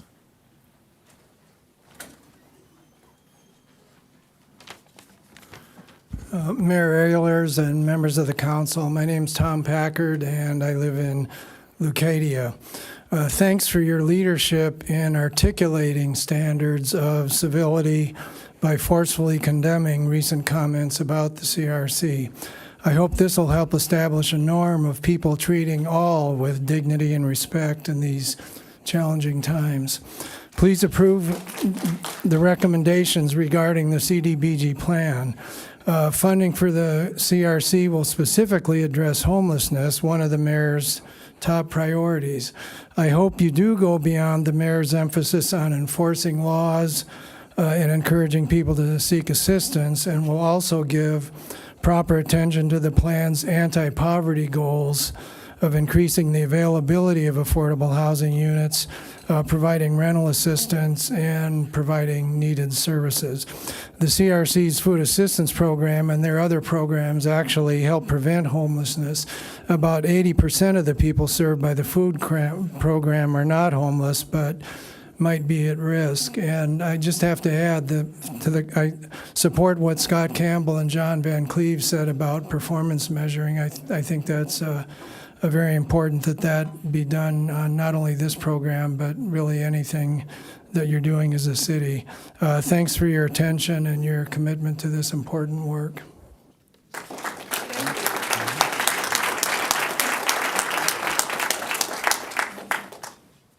Good evening, Mayor and council members. My name is Lupita Barnett. I'm a community liaison in the Encinitas Union School District. And as a community liaison in the Encinitas Union School District, my role is really simple. I support families who are struggling. I work with parents who are doing everything they can to keep their children safe, fed, and in school, even when life is hard. And every day when I need real help for these families, I turn to the Community Resource Center. So when I hear people questioning whether the CRC services encourage dependency or bring the wrong crowd, I felt heartbroken. And I felt the need to speak up. Because the people who rely on CRC food pantry are not strangers. They are students. They are parents that I sit with after school while we fill up forms and talk about how they will get through the week. There are kids who smile at drop-off and try to focus on math, even when they went to bed hungry. They are part of our community. CRC doesn't just hand out food, and it gives families dignity and the strength to keep on going. It helps seniors on fixed incomes, survivors of domestic violence, and working parents managing 2 jobs who still can make ends meet. And yet, sometimes that includes families in our district who are trying to give their children a better future. The food pantry is a lifeline. I've seen families who, after receiving groceries from the week, cry with relief. I've seen kids light up at the sign of fresh fruits, and I've seen CRC staff treat every person with dignity, with kindness and respect, no matter the circumstances.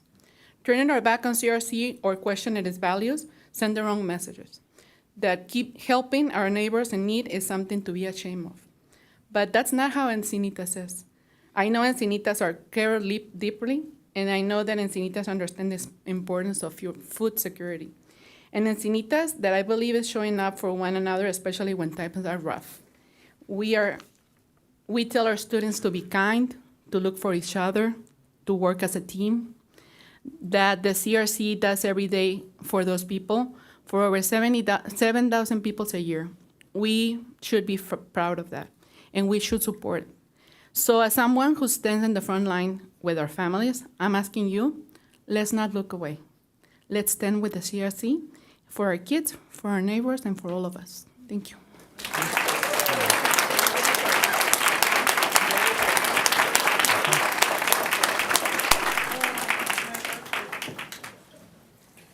Honorable Mayor, members of the council, Marco Gonzalez. I'm a partner with Coast Law Group right here in downtown. On behalf of my partners and our 25 staff, start off letting you know our conflicts, right? We have a conflict because we represent nonprofit and homeless service providers, Brother Benos up in Oceanside and even CRC, pro bono. And we do that because we recognize that without these folks in our communities, it doesn't mean that we won't have homeless. It means that we will be heartless, compassionless, and will never solve the problem of providing dignity and honor to people who deserve it, despite the difficulties that they've had in their lives. Now, every time we come up with this homeless issue, we come up to talk about this homeless issue, I'm always amazed at how bad the quality of life is in Encinitas, how our property values suffer and have for the last 10 to 15 years, how unpopular our beaches are. You know, we have wide open parking pretty much every day in the summer because no one wants to come here because of the homeless. And you know, as a businessman downtown who represents a lot of businesses downtown, I'm always amazed that we only command $6 to $8 a square foot when other places are around $3 to $4 a square foot. So Encinitas is clearly suffering for this homeless scourge that some would have you believe is taking over our city.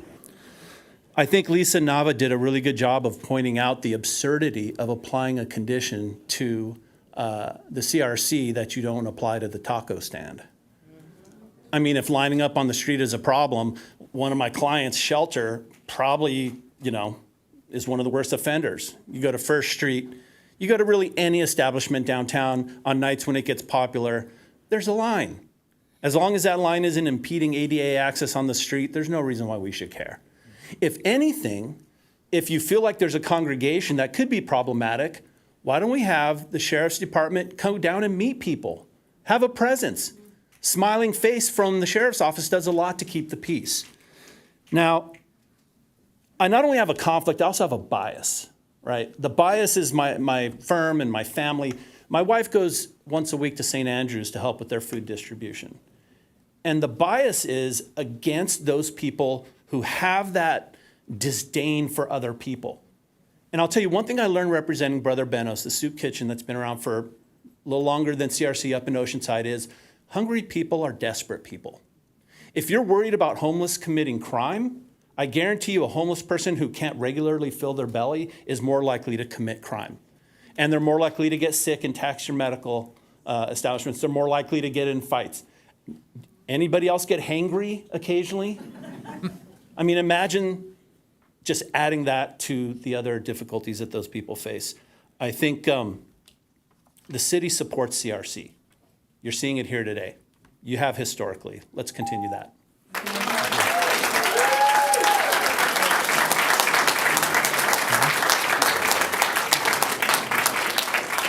Next three speakers, Hari Jot Kasala Rhodes, followed by Alexander Wells, and then Dave Dean.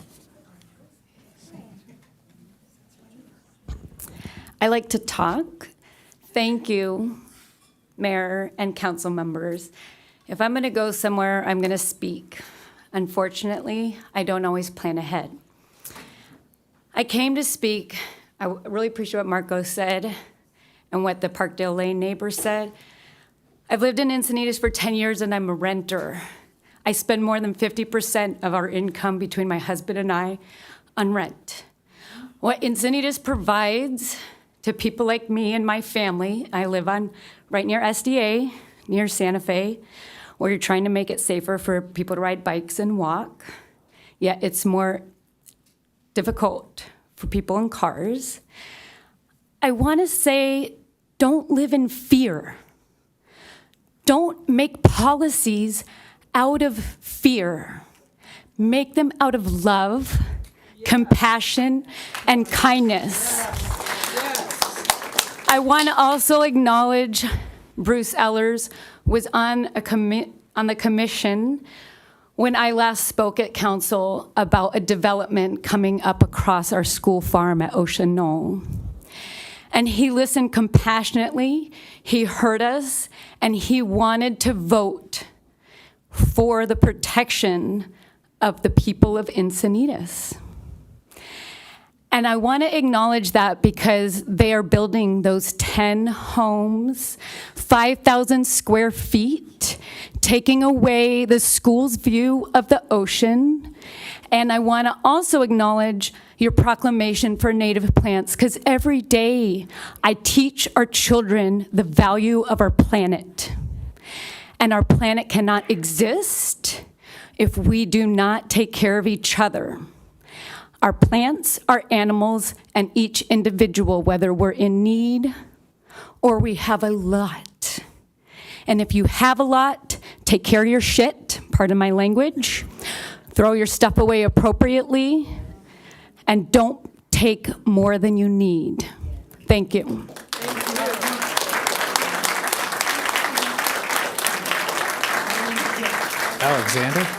Alexander Wells. Once, twice. Dave Dean, followed by Kathleen Leese, and then Linda Hayes. Good evening, Mayor, Council, staff, and community. If we could put up the picture I have there. The reason that I'm here to speak tonight on the CRC and the unfortunate activities that take place by some of the unhoused is I find it very disturbing. I do a lot of volunteer work at the American Legion, and on multiple occasions I've seen gentlemen take activities similar to what Natalie had shown us earlier, and I find that very disturbing. What I would like to see is some sort of action taking place to help in that cause. I don't know the exact answers to those questions, but I know something needs to be done other than what's being done currently because it's not working. My suggestion is until we find a better solution, and immediately we put in a porta potty outside directly where that billboard or poster is, and we could put a fence in front of it and have it open just during business hours and have it maintained by the CRC. It's not fair to the local residents and neighbors to experience what they're experiencing on a regular basis. And I'm sure if that was happening in your homes, we would find a solution quickly. And we don't have that solution at this moment. So that is my suggestion, to put up a temporary porta potty. Mayor may be able to invoke a one-time exception to rules if it's against the rules or standards of the community, but let's make it a more decent place for people to live in this area. I support everything that the CRC is trying to do to help those that are unfortunate and need help, but we also have to respect the businesses around the CRC. We have 37 properties in Encinitas retail that have vacancies, with 68 properties currently vacant for lease. The highest number of vacancies that we've seen since 2009. That's lost revenue for the city, and if you want to know the answer, follow the money. You asked for the citizens' vote. Thank you.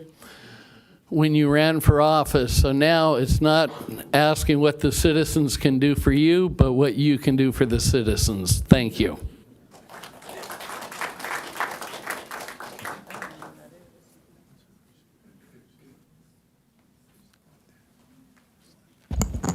Kathleen Lees, I live in Leucadia, and I am not here to talk about the CRC. I am here because I saw that there is, you're talking about something happening with the community participation program? That's not the community participation plan? No, it's separate. It happens to have a similar name, though. It certainly does. Okay, well, I don't know what plan that one is, but I have some good advice about the participation program. If you ever decide to talk about that, I have something to say. Thank you.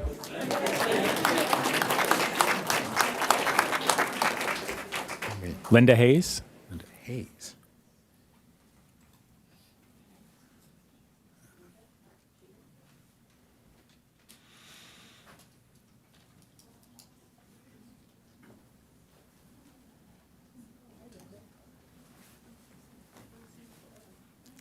Good evening to all of you. I'm Linda Hayes, and I am blessed to be a 50-year resident of Encinitas. I'd like to share with you my experience with CRC over those years. You can pull it up, yeah, perfect.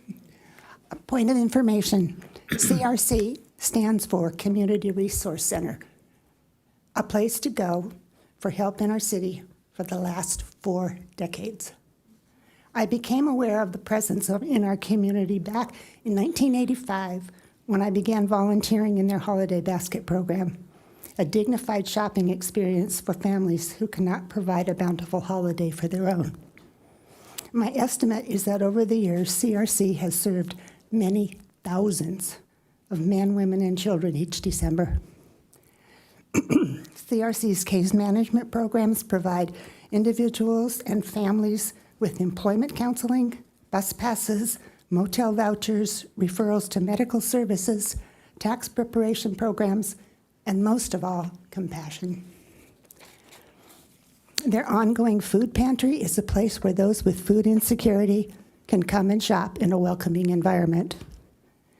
Hundreds of women and their children who are victims of domestic violence have been cared for by the CRC's program for safety and counseling.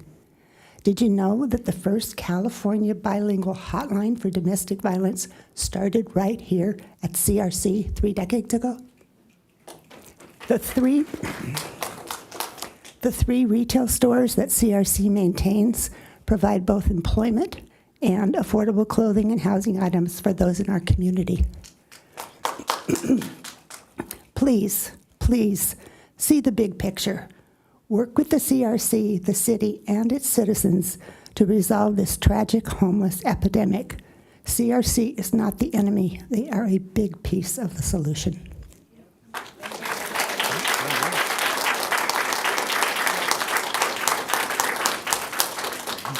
That does conclude public speakers on this item. However, we have 41 speakers who registered support for tonight. Did the council want me to read all 41 of those names or just enter it into the public record? I think enter it into the public record unless there's a strong objection from the audience. Okay. We'll make sure that everyone's name gets. So, okay, with that, we will see if I close. Can I leave the public hearing open in case we want to bring somebody up to ask them questions? You may do so. Okay, so I'm going to leave it open because I anticipate questions and dialogue with John Van Cleef in particular. So with that, we can move to council discussions. And if I can start or whatever you guys want to do. You want me to go? Okay. So the good news is I think there's a lot we agree about tonight. This council up here and the past council and the previous council and as long as I can remember, every council, including this one up here, has supported CRC in the fullest. And that means the full 30,000, even though this will be the least amount of CBDG funds that we get. It's been declining for the last 10 years. And we talked about that last meeting. And we're making it up in general funds. So I think we agree on that. We all voted for that last week, and I think, John, I appreciate your offers to work with us because we have to serve, obviously, neighbors too, because there are problems in the neighborhood, and I think when my tour with John, we talked about some of them. We talked about some of the things you're doing, and it's interesting. The question is, how we do it. What can we do? And I wish there was a magic wand and an easy solution, but I think it takes a little bit of effort here, a little bit of effort there, a little bit of management, if you will, of certain issues. So I want to talk a little bit about the 410 people or 415 people that you serve. Unique people, I think is what it was, and the vast majority are housed and need their food insecurity addressed. And I, for one, support it. I think my colleagues support it. But then you get down to the 85 unhoused, and quite frankly, probably the majority of them are just fine. And I think in the previous item today, it seems like this morning now, is we talked about the number of the sheriff quoted, dozens, I think, or tens, was the number of the bad actors. And that's the fundamental question before us today. It's the ones that are literally violating laws that we need to get our arms around collectively as a city, as a nonprofit, as businesses down the street. We've got a business owner down the street here. He sees it every day, and we all see it, right? So the question is, how do we do that? For one, I'm going to go straight into the proposal by staff. I don't support it. I think it's not addressing the problem anyways. Litter is not the problem we see. I don't get any complaints about saying, hey, there's litter on 2nd Street that's not on 101, that's not anywhere else, it's not on El Camino. It's really the illegal behavior that needs to be addressed. And that's why all my questions earlier tonight about what constitutes a municipal code violation, what constitutes a felony, what's in between, and in my briefing, I even went deeper. We need to figure out how to take care of the bad actors. And it may be a dozen or 24 people in town. And it needs to be enforced. And so now I want to talk a little bit about the treating. I don't agree with the trash, and I think it is singling you out. But most businesses downtown, and I'll take a couple of examples, the alcohol serving establishments, they do have requirements on how to manage queuing in front of their building and how to manage blocking. I think Marco Gonzalez said it right on the nose. They can't block the right-of-way. So every establishment, other establishments own that obligation to the citizens, to the city. So I think that would be the type of fair thing to ask of CRC. They also are responsible for, in their case, alcohol, or the cannabis is another good example of businesses that have requirements placed on them that go beyond their doorstep and go beyond, it's based on their clientele. So perhaps there's some way working with CRC in particular, Meals on Wheels, any other issue, any other people we are giving money to under a contract or what we call an MOU, that we could put some performance standards in there. And I don't think they got captured in this rendition, but I would be completely open. And I think, John, you even mentioned it. You were looking for a compassionate and productive dialogue. I am too.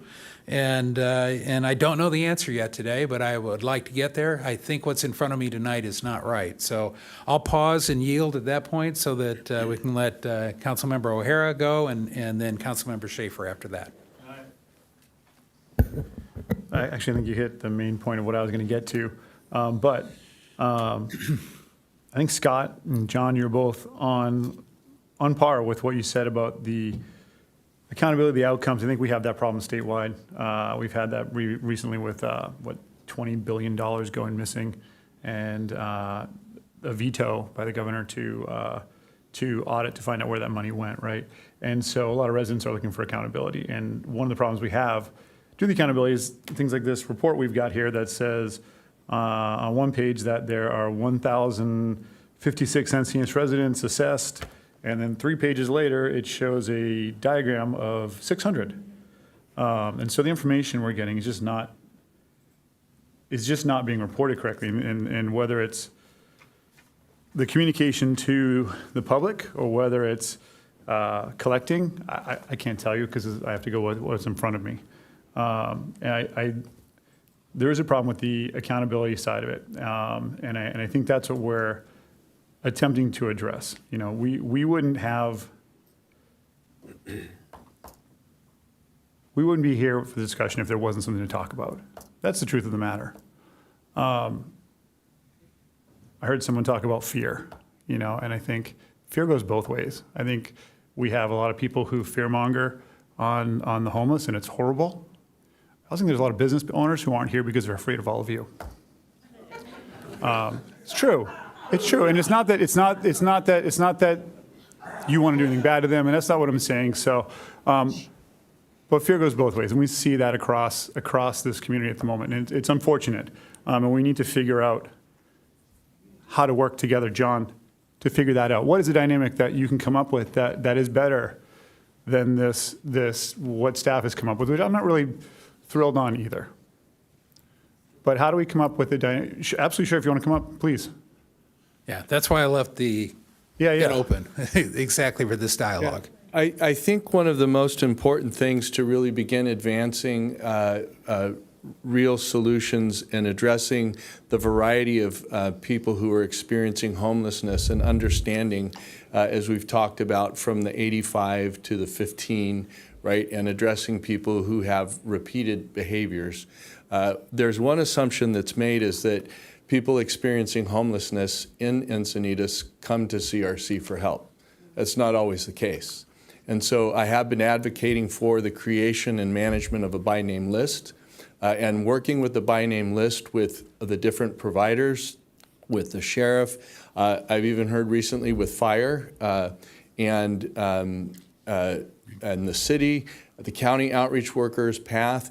That is a proven best way to begin to address some of the root issues around homelessness and then behavior issues in the community, because then if all of the players are really gathered around and knowing these people by name and addressing them by name, we can begin to engage in preventative conversations when we see escalating behaviors. We can say, no, we don't know them, and somebody may say, well, we do know them, and here are the resources they need. So really, that best proven practice around creating the by name list is a key start.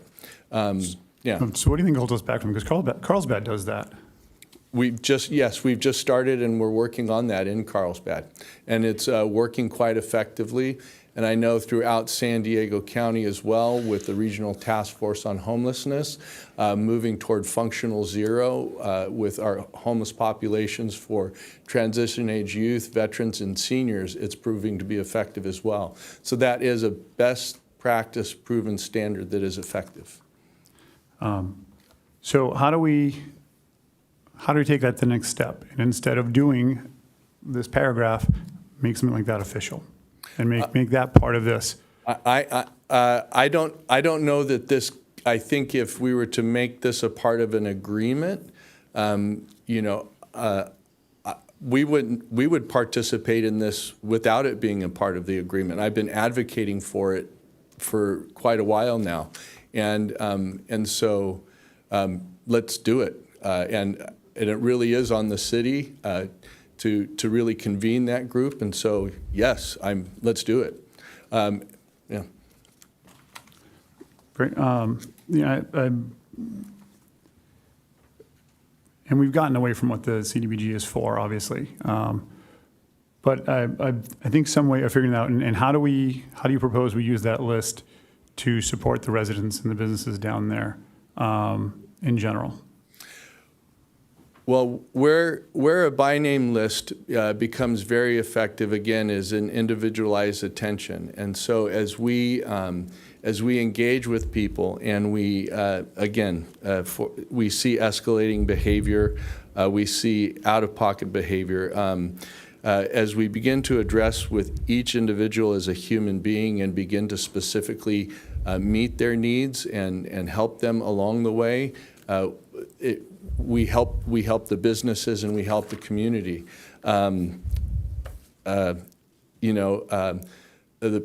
There's a well-known person wandering around downtown who's a graduate of San Diego High School. He has severe mental illness. He's got some addiction issues probably, and my heart breaks for him. And I talk to him, and consistently working to gather around this individual and people like him. It's going to take time, but again, the by name list becomes a place where we're all gathering around as a community to provide the help and move people into better situations than they're at today. And how do we determine how many times we offer help to those people before we've done our diligence and we need to figure something else out? That's not a question I can answer. That rests with policy, and so, yeah. Because I think that ultimately that's a challenge, right? How do we manage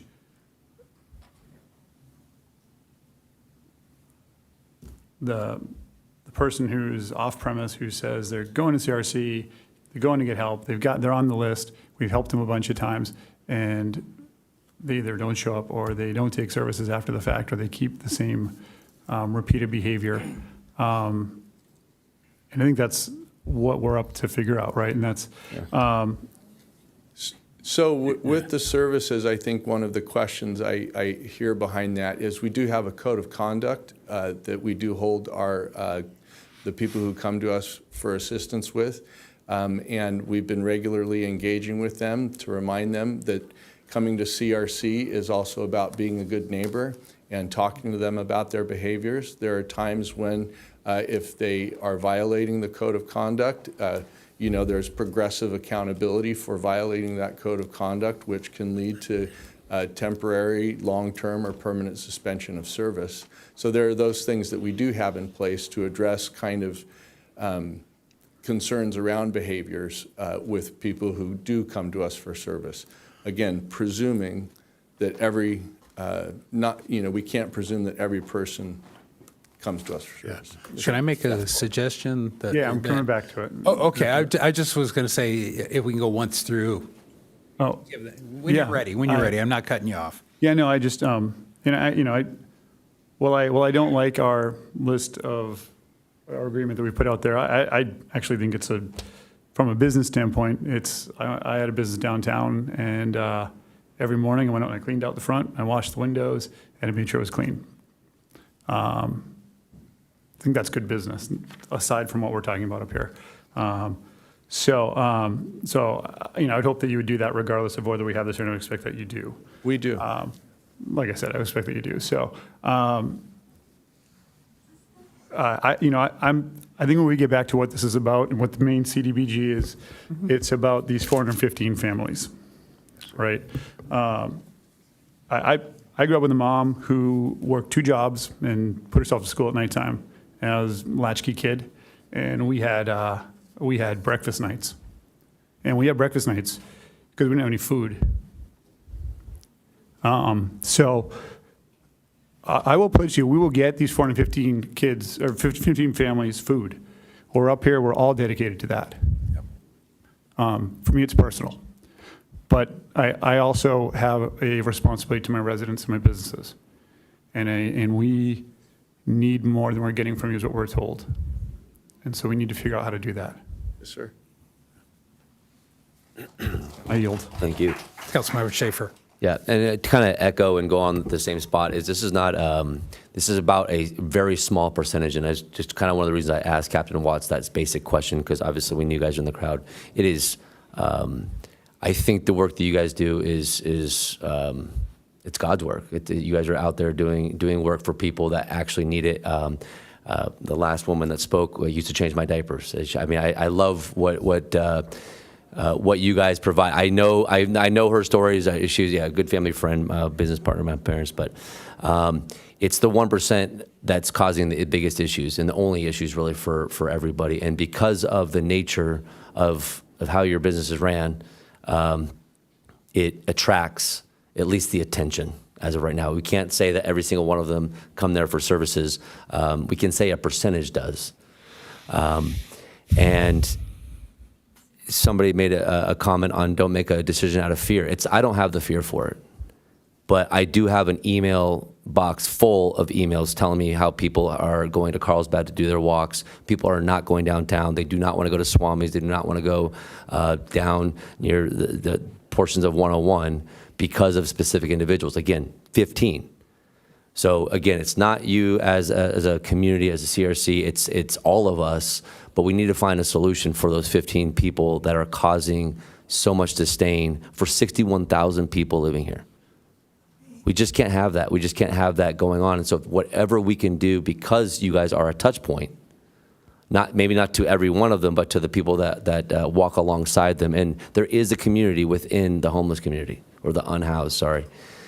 There is a community. And so if the word gets out, they can help themselves kind of bring people along and bring us along and bring information along. Matt Simmons was here. I was excited to hear him speak. He's got real-time data that we can get, that we can kind of, he was wondering why we didn't get the money along for the grant. That's $8 million that have gone to other communities that we need to back up and help out. But using your guys' resources, obviously, as you guys are the touch point, to get that information and that standard. And I'm all for making sure that the Boys and Girls Club do it. I don't think they have as many homeless over there. It used to be a time that there was actually the majority of the homeless were there. Back when Paul Ecke was still running all of his ranches, most of those hills had homeless people on them. But I'm all for making sure the standards across the board. The fact of the matter is it's probably going to land most predominantly on the CRC because of where you're located and because of the number of services that you provide. So I'll just leave it there and pass it over to Councilmember San Antonio. Well, you're just echoing what they said. I'm 100%. I am behind you guys. I support what you guys do. I support what the CRC does. Clearly, there's a lot of people here that are in support of it, and the families that need food.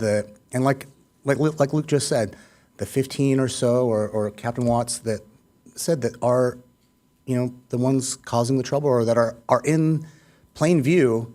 It's tough. You guys have, like I think I said in a previous council meeting, you have a tough road ahead of you because the citizens see it. And that's the toughest part, is because it's not just the residency. It's not just, we're not saying anything terrible that you guys are doing anything bad. We're not saying that that you're not doing, like Luke said, the Lord's work. You guys are doing a tough job. I'm sure everybody's thankful, grateful. Lupita, you did, that's a perfect example of what the CRC is used for. We want to help that. But the hardest part is that I have a business down there. I have interactions with it, and it's difficult for me.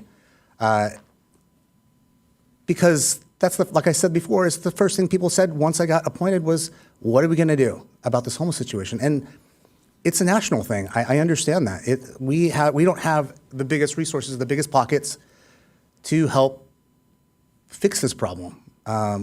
We need, if this is truly what you guys are doing, we need to figure out a way to help those 15 people or so, 15 or so people, or that, like Luke said, the 1% of all the work that you guys do is, if you, I guess to what you said, being a good neighbor, it's tough to be, in front of my business, if there's trash, if there's anything, like Jim said, my council here is, I feel like we're a pretty strong council. I wish Joy was here because I know she has got so much to offer as well, a different viewpoint. But if there's trash in front of my place, I clean it up. If there's trash in the gutter, I clean it up because it's I take pride in my business, and I know I'm sure you do. I'm sure you do the same thing. And I'm sure your staff is also very stretched, very thin, and cleaning up something else across the street. But because I've driven through there in the morning multiple times, like I said, I'm only a block away. The people that need the help or the people that are lined up there in the mornings are parked on both sides of the street, and whether or not they're leaving the mess or not, it's just one of those things. I don't know, if you're in the spotlight and people are pointing the finger at you, I don't know, maybe I would take the initiative to just be like, you know what, I'm just gonna clean this up so nobody looks at me anymore, and I'll maybe be out of the spotlight as far as that part. But it's tough, go ahead.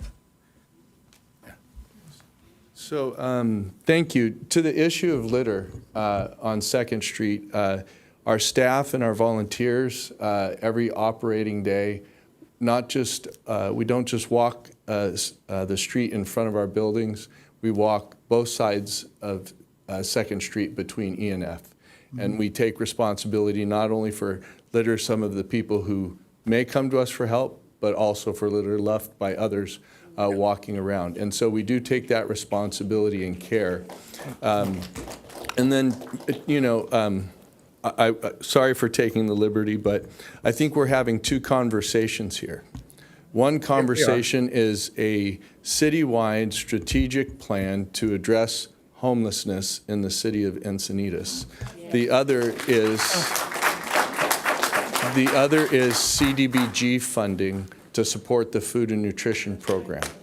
And so I do, in both places, I do want to affirm our commitment to partner in those areas. And so our work and the conditions, again, addressing those within this grant is pointing to the thing we all agree on. We need a comprehensive plan to address the issue of homelessness in the city of Encinitas, especially our unsheltered homeless, right, who have chronic mental health, substance use disorders, and we find ourselves engaging with them again and again and again. I will affirm our commitment to working on that, as well as delivering on the food promised through our CDBG application for assistance. Thank you for that. Just one more thing. You can sit down, but I just wanted to say, I feel like if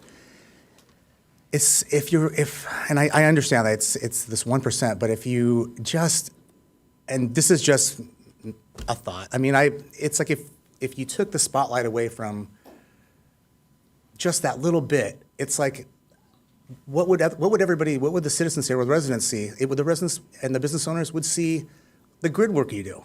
They wouldn't see, I'm sure I'm just saying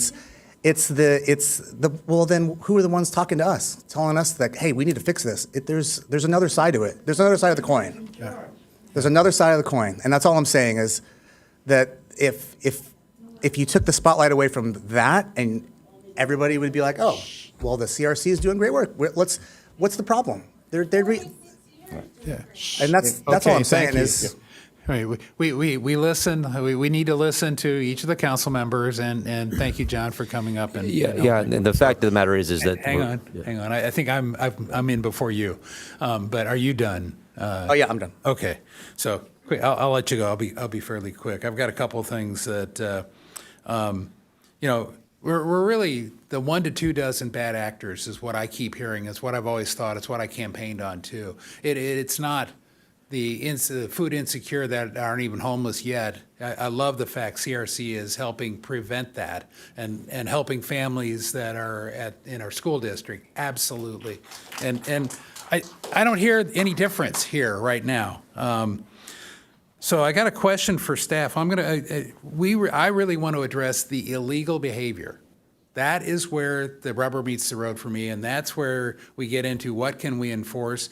And so for most of the municipal code, video will not suffice to prosecute. It has to be eyewitnessed by a deputy.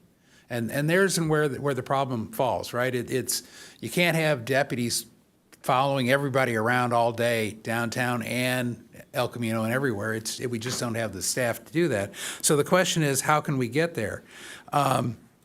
We've did something in the last year, in addition to increasing the Hope force by 2, right? So we could have weekend coverage. So we have the team that would go out and respond to calls, but they can rarely get there while the person, or they rarely, never get there while the person is defecating in public or urinating in public. So therefore, we never get to enforce those. In the parks, didn't we increase we hired a security firm, right? And maybe if the city manager could say what we did to address similar issues, again, this is on our parks. We hired a security force to help kind of keep eyes on it. Yeah, thank you, Mayor Ehlers. The Parks and Recreation Department did have some security over at Swami's for a while because we were having some issues, and it was behavior that was not acceptable by anyone, whether, again, unhoused or not unhoused, completely unacceptable behavior. We do not have that now. But we could bring it back if we budget it. Yeah, we actually do have contracts with security firms because we do require security over at the community center when alcohol is served. So we do have some contracts. So if budgeted, we could hire private security. Okay. And John, I appreciate your comment that I'm actually stepping over into another area, but it's so associated with this that I think it's worth it. I'm going to take advantage of having Captain Watts here still. If you could come up to the microphone. I want to ask a couple of questions about enforcement of our municipal code. Is it possible to, I can't deputize them, but we talked earlier today or yesterday about citizen's arrest. And so some of our municipal code, you need a witness, and the only way, excuse me, we need to get the law understood here. So if you could keep the talking to a minimum. Could we, if we hired a security force, could they do citizen's arrest through the deputies? So you still have the deputy come do the actual arrest, but what happens when a citizen does a citizen's arrest, what Captain Watts told me, is that they have to appear in court, they have to go through all the work, but if we're paying them, this may be a way to bridge the gap, so to speak, and we could do focused enforcement anywhere downtown at our parks as we need, and even turn it off as we did. So are there any legalities that I'm running into in what I just described? So any citizen can place an individual under arrest for an offense, but the onus falls on the citizen. So that therefore they would be legally responsible should that arrest be deemed not valid, and they do need to go to court. So I would recommend the city attorney weigh in on that such a question, because the onus then would fall on the city if they're acting for the city. Yeah, thank you, Captain Watson. Thank you, Mayor Ehlers. So under the municipal code and under state law, only certain persons can enforce the provisions of the municipal code. Code enforcement officers, other officers of the city can actually enforce the municipal code. Some municipal code violations, are self-evident when you see them. Some active violations, such as doing something in public you're not supposed to do, you need an actual witness for the act, right? And then you need a witness who is going to write the citation, be a witness, and can testify in court as required. Those are the general requirements. Okay, so nothing would preclude a security officer. And where I'm going is we have bars today that have to hire bouncers, and they act much in this role for illegal behavior in their bars. And the question is whether, my thought originally was not the policing trash, it was not keeping the people in the breezeway. I don't have a problem when they're out on the sidewalk as long as they're not stopping free flow of people on the sidewalk. And every time I've stopped by in the morning, except for the one urinating in public, I see people being very orderly there, unhoused, clearly unhoused, but they're being orderly and they're being patient and good. So they're not the problem. But the urinating and trying to find a way to enforce our laws on the defecating, urinating, petty theft, et cetera, I'm looking for a force multiplier and a way to do it. In the case of bars, we have bars are responsible for bouncers, and I guess that's where I was going with the thought where we might work with CRC on this is that some sort of security before and after, maybe even during, but especially when they're unsupervised and nobody is at the office or at CRC before the pantry opens up, and then afterwards for a few hours as people are dispersing. Lacking CRC supporting it directly, perhaps, like the parks, the city could do something. So I throw that out there as a potential solution, probably separate from this MOU tonight, I think. I don't know if there's a way to put it in, but maybe there is. And so I don't know if, John, you would like to comment on that. I'd like to invite you up if you want to comment. I think we had not that discussion, but kind of similar working together discussions when we met. Yes. So a few of the notes I've taken tonight are certainly fall under the kind of, as I read, basic business obligations, right? Sidewalk compliance. Yeah. Honestly, we are looking for nighttime and sourcing security patrol to come around at nighttime. There's two parts to that, is making sure that in and around CRC that we don't have people sleeping in our doorway, as well as honestly making sure the people who come to us for service feel safe in the place. So taking that step is something we're working on. And then again, being intentionally and proactive in engaging with the people who come to us, especially if they're waiting for food, and making sure that they understand the code of conduct and holding them accountable for adherence to the code of conduct. And so, yet that's a start of the conversation and something we're working on. Okay, thank you. So I'll yield and go to Councilmember Schaefer. Yeah, I just wanted to start with the fact that we're bringing this up right now is just because this happens to be one of the top topics, and because of the visibility that is brought to it because of the CRC, not that it's your guys' responsibility. Now, that being said, you talked about security. What does a security guard have over a citizen as far as making an arrest or being at least an eyewitness to a scenario that we can now hold that person accountable to the act by which they are committing? There really is no difference. They're still acting as a citizen. Got it. The paycheck's the only difference. Yeah, and we pay them to go to court, so it would Yeah. be the one advantage. All right, so we're talking about possibly just hiring a security detail that does basically Second Street, portions of 101, just the primary spots where most of these, at least I can count on my hand right now, probably 5 to 7 of the 15 are predominantly located. Yeah. During this, yeah. And not tonight. Yeah, of course, My first thought was, is this a condition that CRC could provide the volunteer or paid, either way? Or if we want to address it in the near future, probably when we get to the homeless action plan, this may be something, because I think we have results from what we did in the parks, and I think it helped at the time, as I recall. So I don't know, Roy, you look like you want to talk. Did you want to address anything there about what happened to the park experience? Thank you, Mayor. I was actually agreeing with your suggestion to continue the conversation as part of our homeless action plan update that we're going to bring forward to the council on May 14th, that we would look at comprehensively how to address the homeless, or where are we at, what are some of the programs, and how have we implemented the homeless action plan to date, and then how can we improve the plan moving forward, folding this issue into that conversation on the 14th. Awesome. So everybody come back on the 14th also. Yeah, we love having people speak, actually. So it's good input. Let's see, anybody else? Do we want to make a motion? Are we ready at 8:30? Yes. Mayor Ehlers? I guess. Oh. So, excuse me. The public hearing is still open.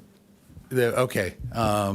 So just a quick question. I'll leave it open until, and I'll close it. Thank you for the reminder. So, the one thing I haven't heard in this that I think is really important is what happens when you get to the point where they violated the code of conduct at the CRC? What is the outcome? What are the... just because it hasn't been said for everybody here. Yeah, so thank you. Yeah.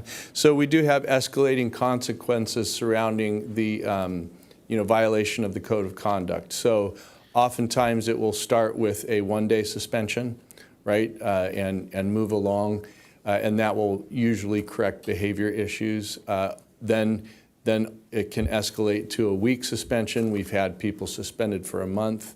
And then we also have had people indefinitely suspended because either the behavior issue was so severe that it was a threat, physical harm, a threat to others and self, or it was just, again, the progression and the continuance in violating the code of conduct persisted.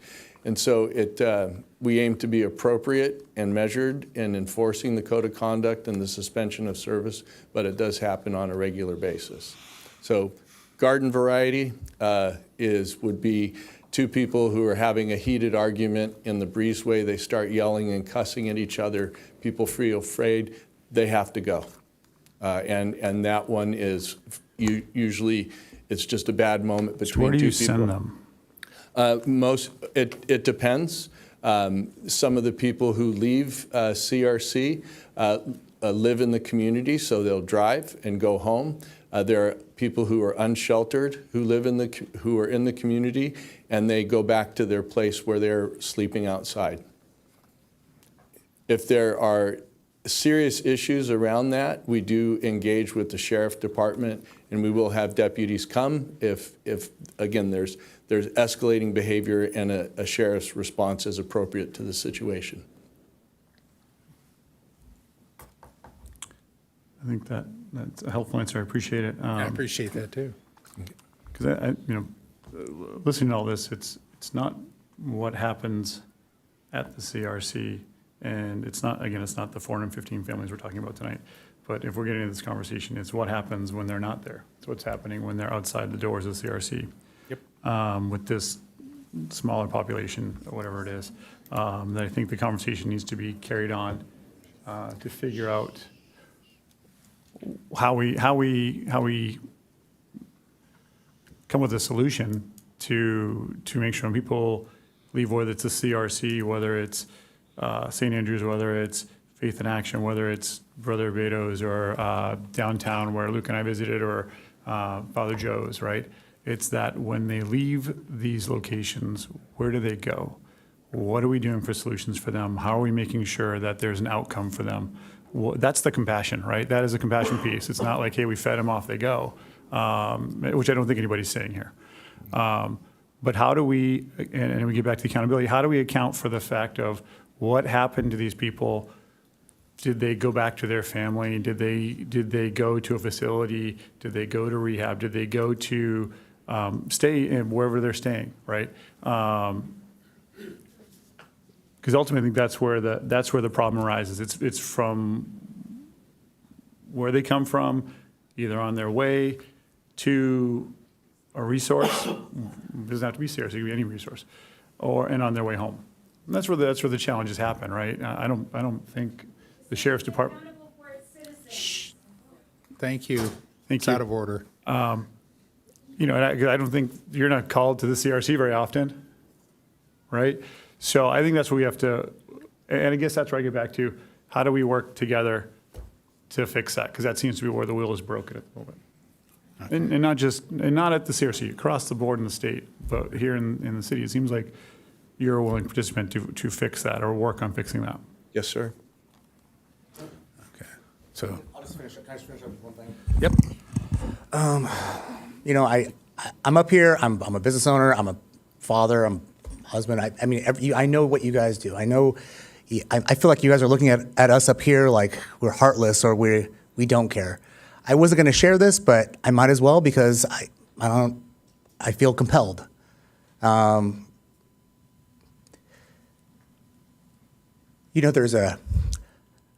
have a guy that works for me right now. I had no idea. I had no idea that he was unhoused. I had no idea. He came in the shop, nicely dressed, asked me, "Hey, are you looking for work?" I said, "Yeah, sure." So we talked. We had a conversation. I didn't even let him talk. I was just like, "Oh yeah," because my job as a council member is tough. It is hard. I have a business I run by myself. I'm the only earner in my family. My wife no longer works. She takes care of our kids. But it's. We were talking, and I didn't even let him. Like I said, I didn't let him talk. I was just like, "Hey, yeah, of course I want to help. I need some help. I was actually looking for somebody." And through our conversation, I asked him, "Do you live close by?" "Oh yeah, I live behind, a business." And I didn't think about what he was saying. He just said he lived behind a business. I don't want to name the business, but I live behind there. I said, "Oh, okay." I thought he lived in one of the houses in the neighborhood behind it. But as the conversation went on, he happened to let a couple things fly, and I was like, "Oh, okay." I let it go. Nothing brought anything to my attention other than, "Oh, that sounded weird." Well, the next day I said, "Well, why don't you come in and we'll do a probationary period. We'll give it a try." The next day I said, "Hey, you live behind this business. Where do you live?" He's like, "Oh, well, I live in my van right now." And I had no idea, but he works for me now. He's working. This is his second week. And I asked him, I told him I was on city council, and I said, "Hey, do you use any services in the city?" I told him, "You don't have to tell me if you don't want to. It's totally personal. I just, if I can help, I just want to know what resources." He uses the CRC. I said, well, what services do you use there? And he uses the food service. And we're not animals. We want to help. I'm only a little teary because, I talked to him today and he was so grateful. He was so happy to be working and he wanted the help. He wants to work. He wants to get back on his feet. He shows up every day on time, wants to work. I'm so happy. He helps me immensely. In these last 2 weeks, I can't tell you how happy I am. I just want to let you guys know, I want to help. We want to help. We see what you guys do. I just don't want you to think that we're trying to like shut this down or hurt what you do. I 100% see what you guys do because my employee uses you. I'm like, oh, and he lives in this van with his mother. That is horrible. It's heartbreaking, but he uses your service. So I clearly see what good you guys do because without your help, I mean, there are times he's like, hey, do you think you could pay me a little bit today and not at the end of the week? Of course, because he's a little short on funds. I see it firsthand. So believe me, you might look at me and go, oh, this guy, here he is again. It's not. I 100% see what you guys are doing. I 100% agree with the help that you guys are providing. So just know that we are on your side. We all want to help. We see what the good work you guys do, and we're just trying to figure out a way so that the community can, one, get off your back, two, they can see the good. They can see everything that we all want to do as a community to provide the help that the unhoused, unsheltered, all of those things need, So believe me, we want to help. So I know that we're going to be doing it, working collaboratively. So I hope we can get there. I don't know what else to say. I just hope you guys know we are here to help, and that's all I'm saying. So yeah. And I really appreciate, I'm up next, so I really appreciate you offering that story. That shows you what a small town we really are. That everybody is connected here. By the way, I can't take credit because like I said, I didn't hire him because he was unhoused or anything like that. I hired him because he was willing to work, and I don't want to take any credit like I was trying to do something wonderful.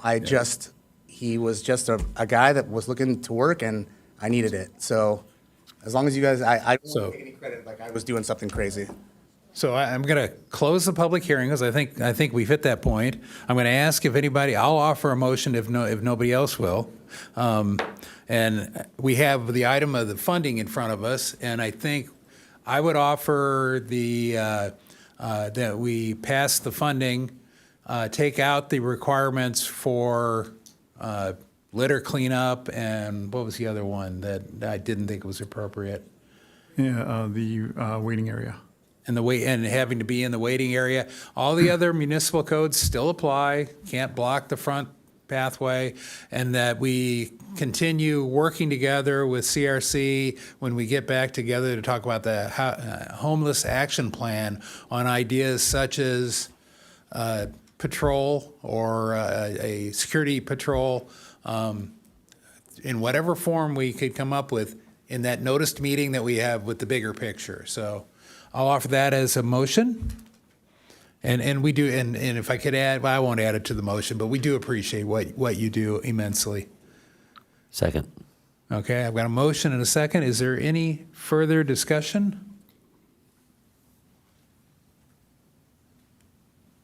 If not, I'll call the question. So no amendments to it. Say as it is, omitting The amendments were paragraph. taking out a couple of the, we'll address, we'll hear from staff. If I may, Mayor, I have the draft language up on the screen here. We can remove that from the agreement, and then would also recommend the staff recommended actions from the staff report, which would be adopting the resolution and the other two actions identified. Yeah, and I think we need to come up with our global solution before we start applying more detailed solutions on a one-by-one basis. And so we're going to be back here a year from now. right? This is not the first time. How many times has the city council approved roughly this amount of money for CRC? As long as I can remember, and that's going back 20 plus years. So it will have another bite, but we have a bigger picture that we are skirting tonight, and I'd like to address that on the 14th of May. Was that what we said? When the homeless action plan comes back here. So, and I think the security patrol might be the type of flexible tool to help leverage our sheriffs better. And I think we have some experimental evidence, we have some experience, anecdotal was the word I was looking for, anecdotal experience from the parks and how it worked there. And so we can see how it might work in other hot spots. And we could rotate them around too, for that matter.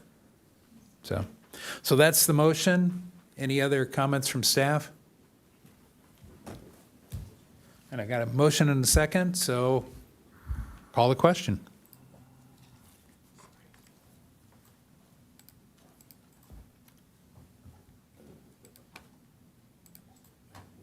There we go.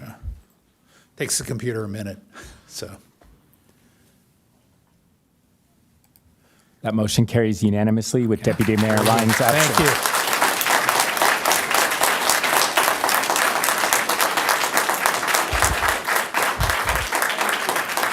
And by the way, did I close the public hearing? I did, okay. I was holding the gap. So we're going to take a 10-minute break, and we'll come back and hear item 10C.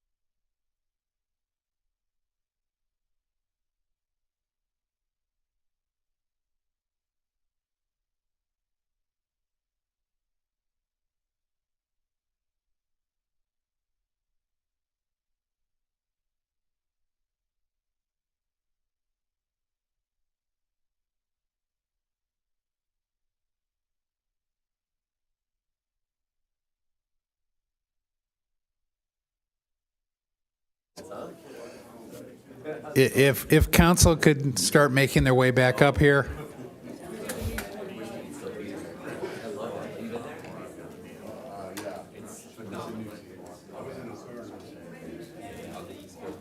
You were in Australia too? No, I mean.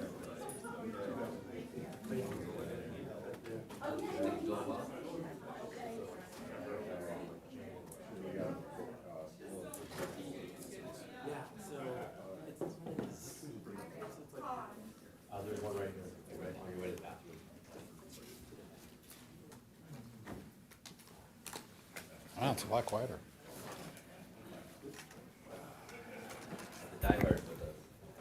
Okay.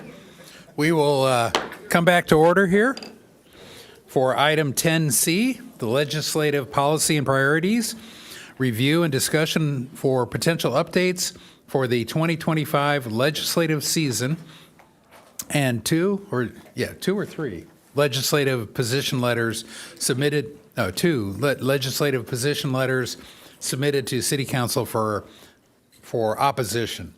That's an interesting.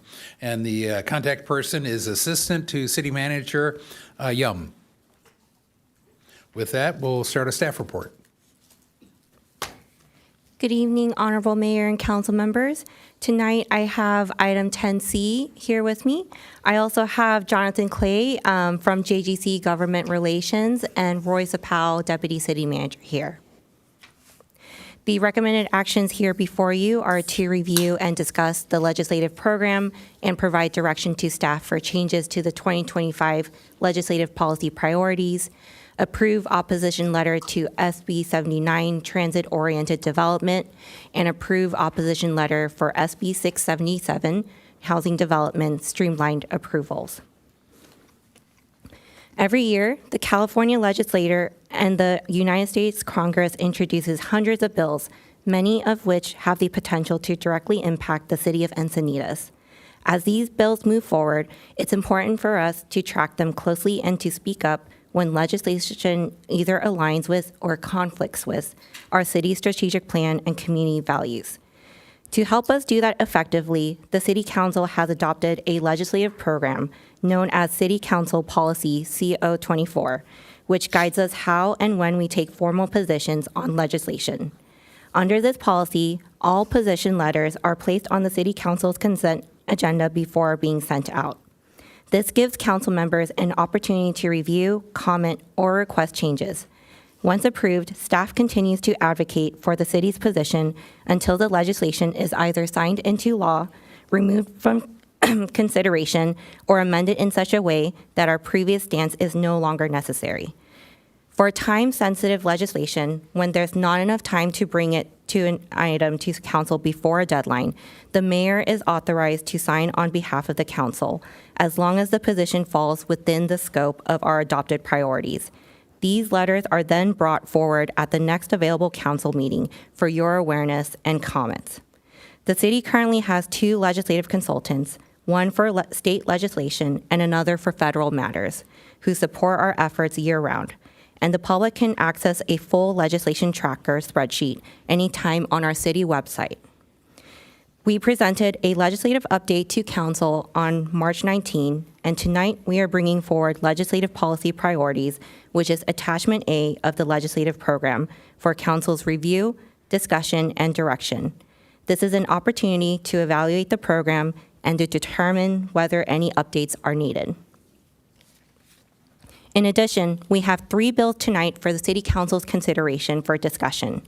The first is AB 306, which would temporarily limit local changes to state building standards for residential units.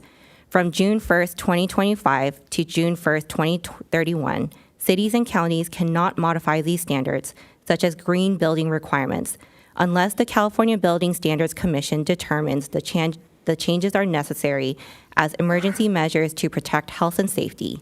Staff requests that City Council provides direction on what position to take on this bill.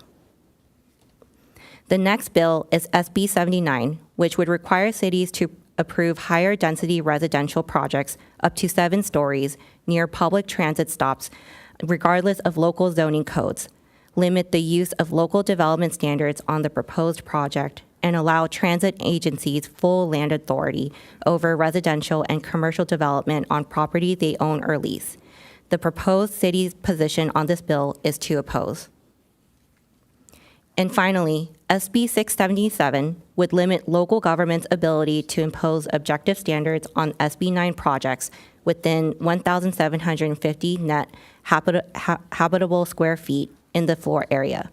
It would also eliminate local agencies' ability to provide setback requirements, height limits, lot coverage limits, floor area ratios, or any other standard that would limit residential development capacity for these projects. The proposed city's position on this bill is to oppose. We have city staff here to answer any questions you may have regarding these bills and their impacts to the city. Next, I'll open a Word document version of Attachment A to make live edits to the legislative priorities as the City Council discusses them. My request is that we review the categories in their current order, add any new categories at the end, and if you could indicate when there is a consensus for a change or addition so that I can incorporate it in the document in real time.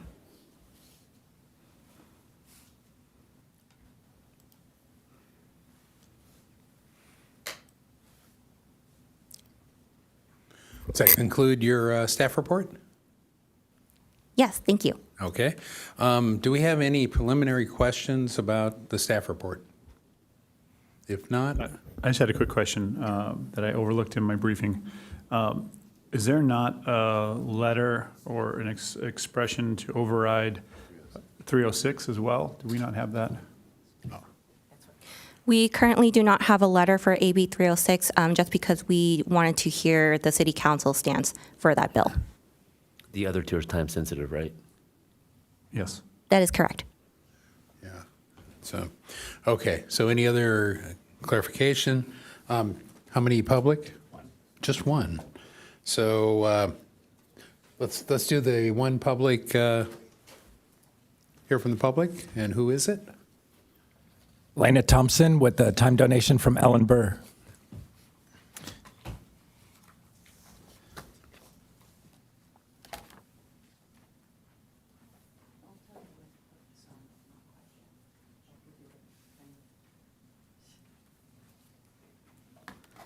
Hi, everyone. You've seen me before, or past councils have, on the topic of legislative priorities. And this is really important here tonight, and I know it's late, so hang in there, stick with it. I am a poli-sci major, so I like to be involved in legislative things. And my suggestion here tonight is probably a little different than Lois's. What I did for you all is I printed out page 1 of the legislative priorities.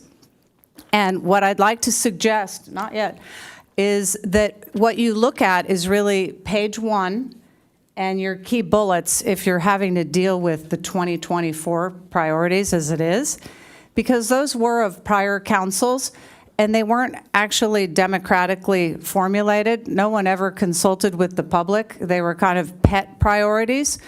And so my suggestion is you trash all of them and just work off of page 1, the key bullets, because there were a lot of opinions and other things that were part of it. And it's just way too much to go through at 9 o'clock at night. And furthermore, I'm going to suggest that these legislative priorities are in full alignment with your strategic priorities and your overall priorities as a council. And those are 4 that you've articulated on a number of occasions. So why not stick with those and stay out of the woods on all the others? That's page 2, page 3, page 4, all this other stuff.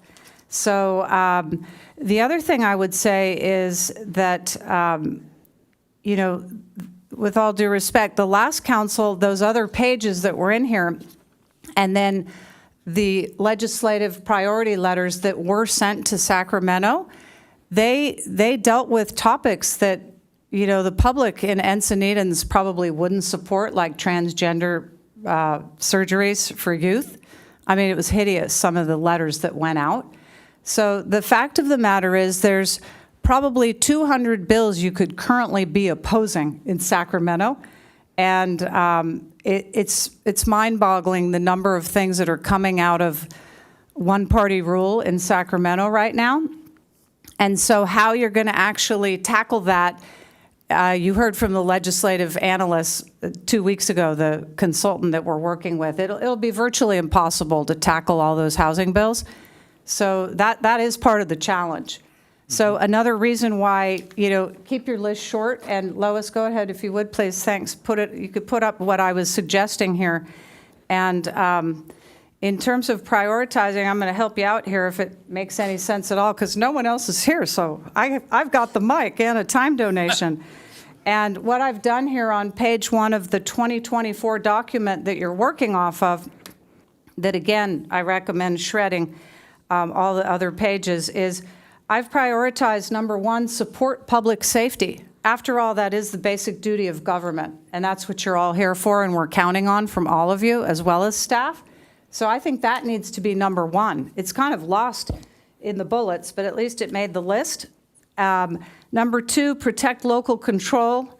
Mayor Ehlers, you've talked about that. That goes even beyond housing. It's how we handle our homeless, how we handle our finances. We can decide that as a city, even though the state would like to decide that for us. Number 3, expand infrastructure. Number 4, support county and state homeless solutions.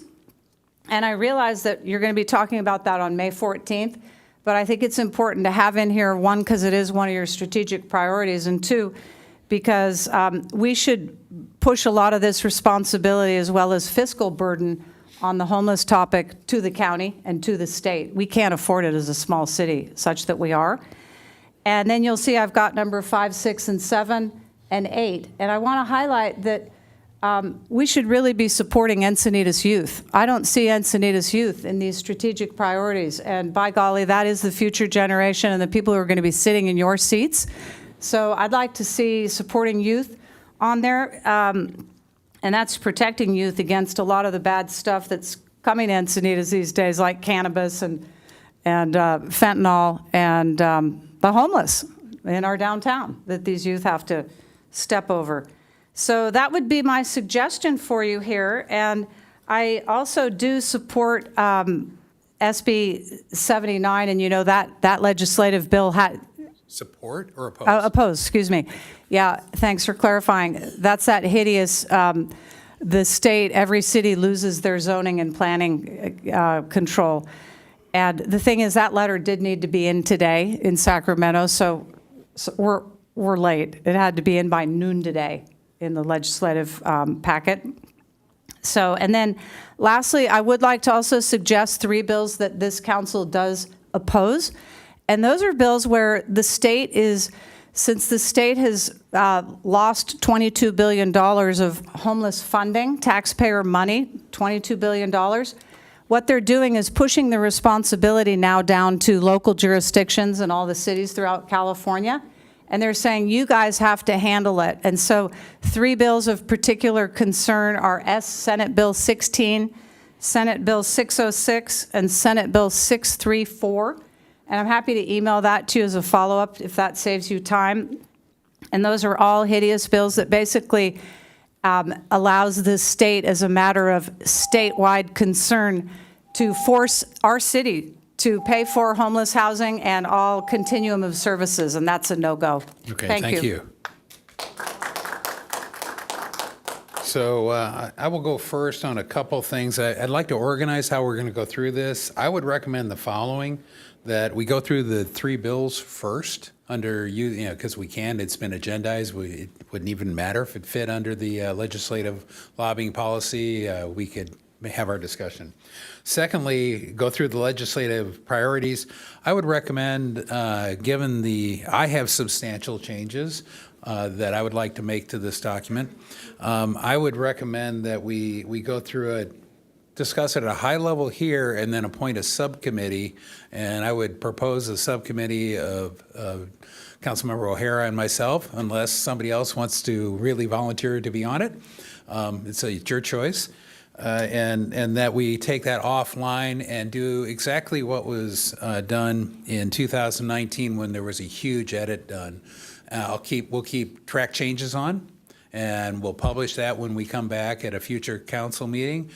hopefully in May, hopefully when we have our 5th council member here too. So it saves our staff from trying to type and keep up with our comments and understand, and then we could go from a highly edited version of the document that I think most of us would be probably in agreement on. I'll go a little step further on this. I went back, and for my edits, and I've gone through and edited it already to some degree, and I have more questions. But I actually went back to the 2008, September 10th, 2008, when this process started. So before a lot of any of the current council members, back when Maggie was on council. And there were a couple of passages in the guidelines for this that it said, using these guidelines, the legislative priorities, the volume of legislation potentially requiring city attention is narrowed and focused using these guidelines. So exactly that concept, Elena, on proposed legislation in particular interest. So the idea is to narrow down to the really important ones.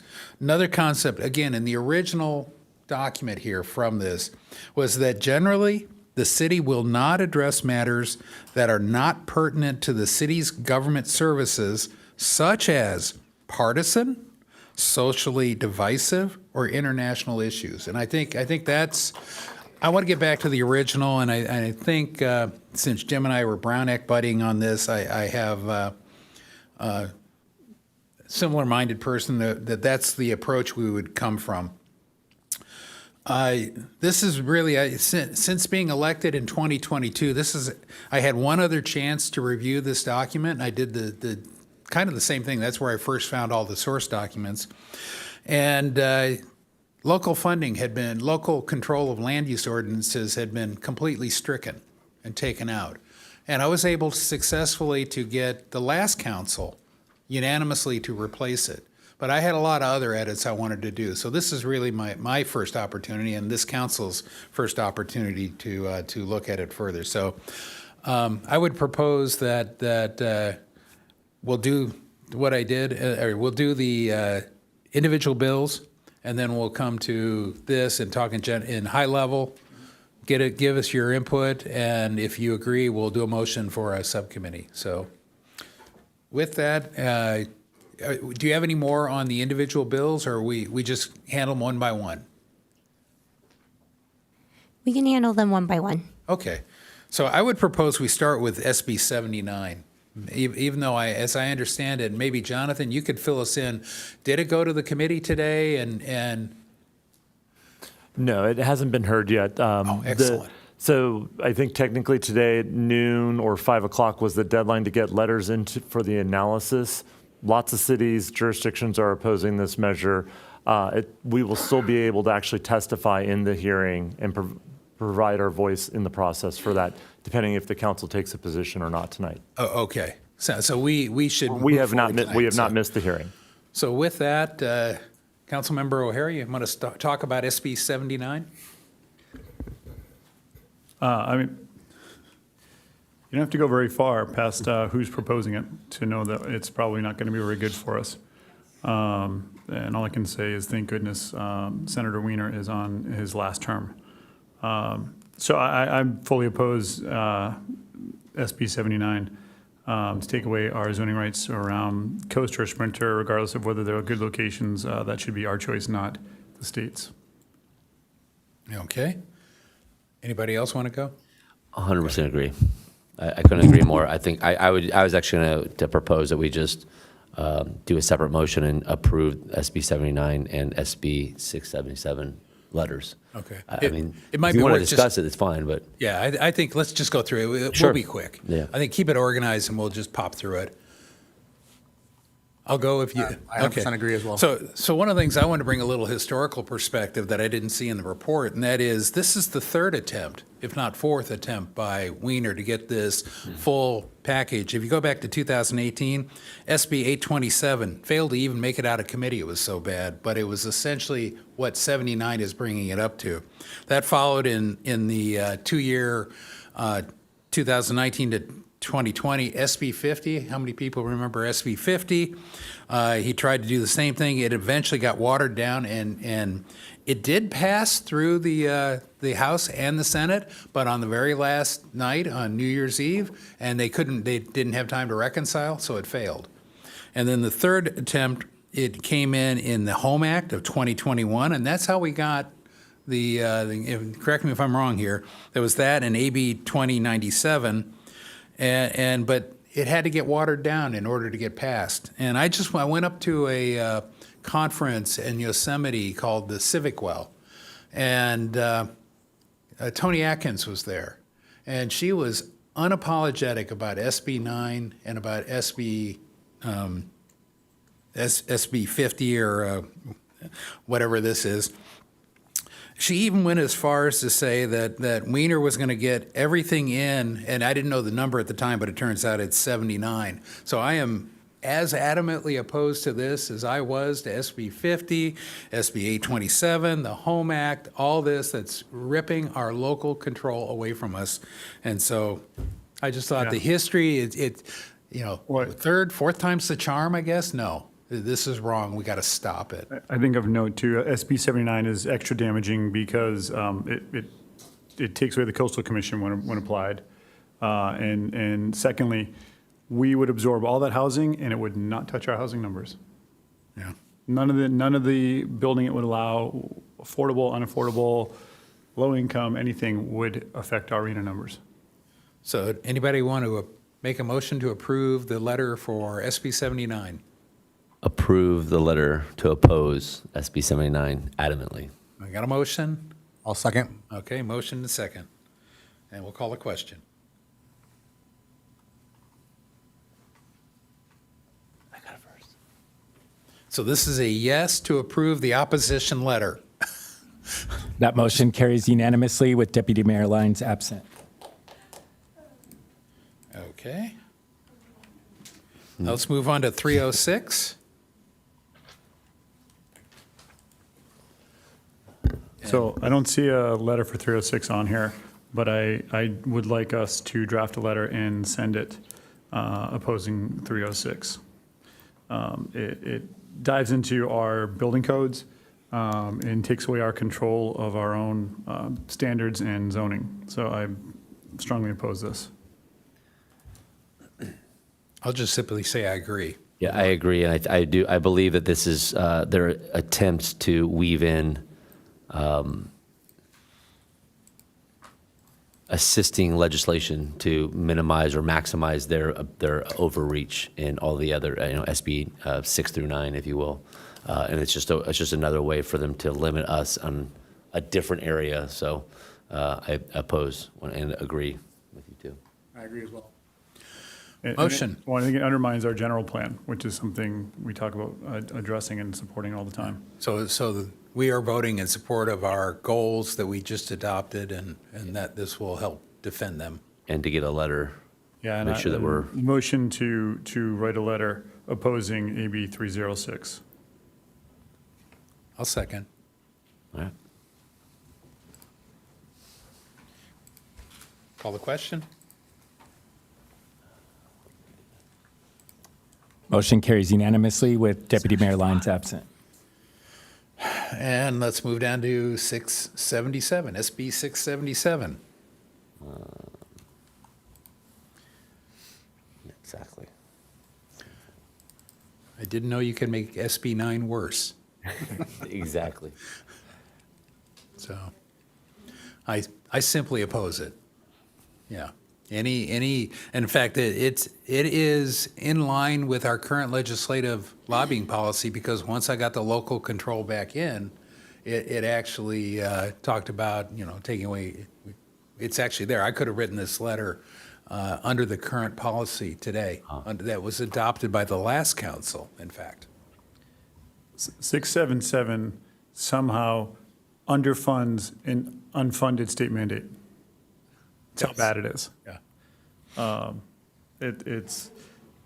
It strips us of every protection we have at that level. I have a motion. I'll put in a motion to oppose have a letter written and sent in opposing SB 677. And in this case, we have a letter, so. Already a letter, yeah. Is the letter as written acceptable? Yes. Okay. Second. Anybody call the question?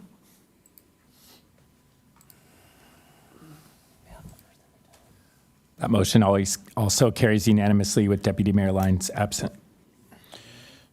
Okay. With that, comments anybody wants to make about doing a subcommittee and maybe giving us general input on where you'd like to go, if you're so inclined to do a subcommittee? I do support the subcommittee. I think it gives it a little bit more time and ability to go through it. And I would say, just from our campaigning time and the time around, that what it is we're aiming for the city, I have trust and faith that you guys would bring back a much cleaner document that does bring us back to our general plan and what it is we want for Encinitas. So. Yeah. One of the things I did in going through the current one is I actually put a star next to everyone that was in the 2008. And so I can kind of keep a good eye on, and I like the original ones, I still do. There were some new ones that actually I would keep, but there was quite a bit of simplification, I'll put it that way. How many pages is the 2008 document? 2008, well, of the actual policy? Yeah. I think it's got like 3 or 4 Okay, pages. we're at 5 here. Yeah. Maybe 3. The report is longer because they went out and they surveyed League of California Cities and the National League of Cities, and I think they had one other, well, things like that to show what other people were putting in. They used that to formulate the original objectives. Yeah. And then I also offline looked at, there's and I forget the exact name of it, but it's a Orange County coalition of cities that's kind of similar to San Diego's division of Cal Cities, and they had some good, very paralleled what we're doing and what we've done already. But I thought they had some good points in there, and so I think if the subcommittee goes off, comes back with a relatively clean, edited with the red lines, so you can see exactly what changed. Everybody, the public, can see what changed. I think it'll expedite a lot of the detail work that we'd be here till 10:30 tonight, or maybe even 11, and I think we could. More like 12 knowing this group. Yeah. Okay. So, but yeah, it's less pages. I'll guarantee that. It's less bullet points overall, and they're very similar. Well, they are the 2008. So, but. We'll make sure we note that somehow so it's pretty obvious, maybe color code it so you can see what was in the original 2008. Yeah, I appreciate it. I would like to request that points that you are wanting to make certain stay in here. For example, for myself, one of the points that was previous on here was support all efforts to reverse climate change effects, and I just changed that. To me, I wanted to change that to protect the environment. Yeah.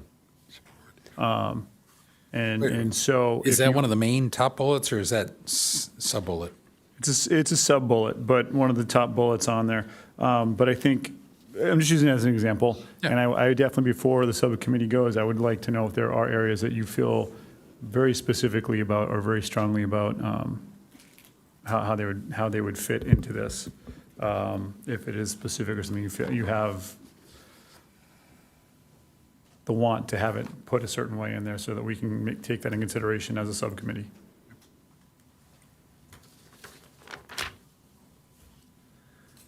I think if you're taking it back to the general plan, like you said in the 2008 version, it does a lot more support. I think the support of all this, the parks and open space, anything that basically can, by and large, stop the state's overreach and give us back the ability to develop our city the way we see it. So that is the first and foremost, the ones I would, as a general comment. Public health, I think anything that can help us enhance our infrastructure, obviously, as that's, I think, another thing that we all ran on is making sure that we put that first or prioritize that first. If there's grant capabilities or money from the state that would help us get back to the brass tacks of what we're here to do, I'm all about. Outside that, I would say some of the stuff that's overreaching and not really hitting the mark is, as we just saw in these last three bills, is the pretty much the whole section on affordable housing opportunities, which really end up not getting it to affordable housing individuals, and it really puts the money back in the developer's pocket. So that whole section I could see going bye-bye.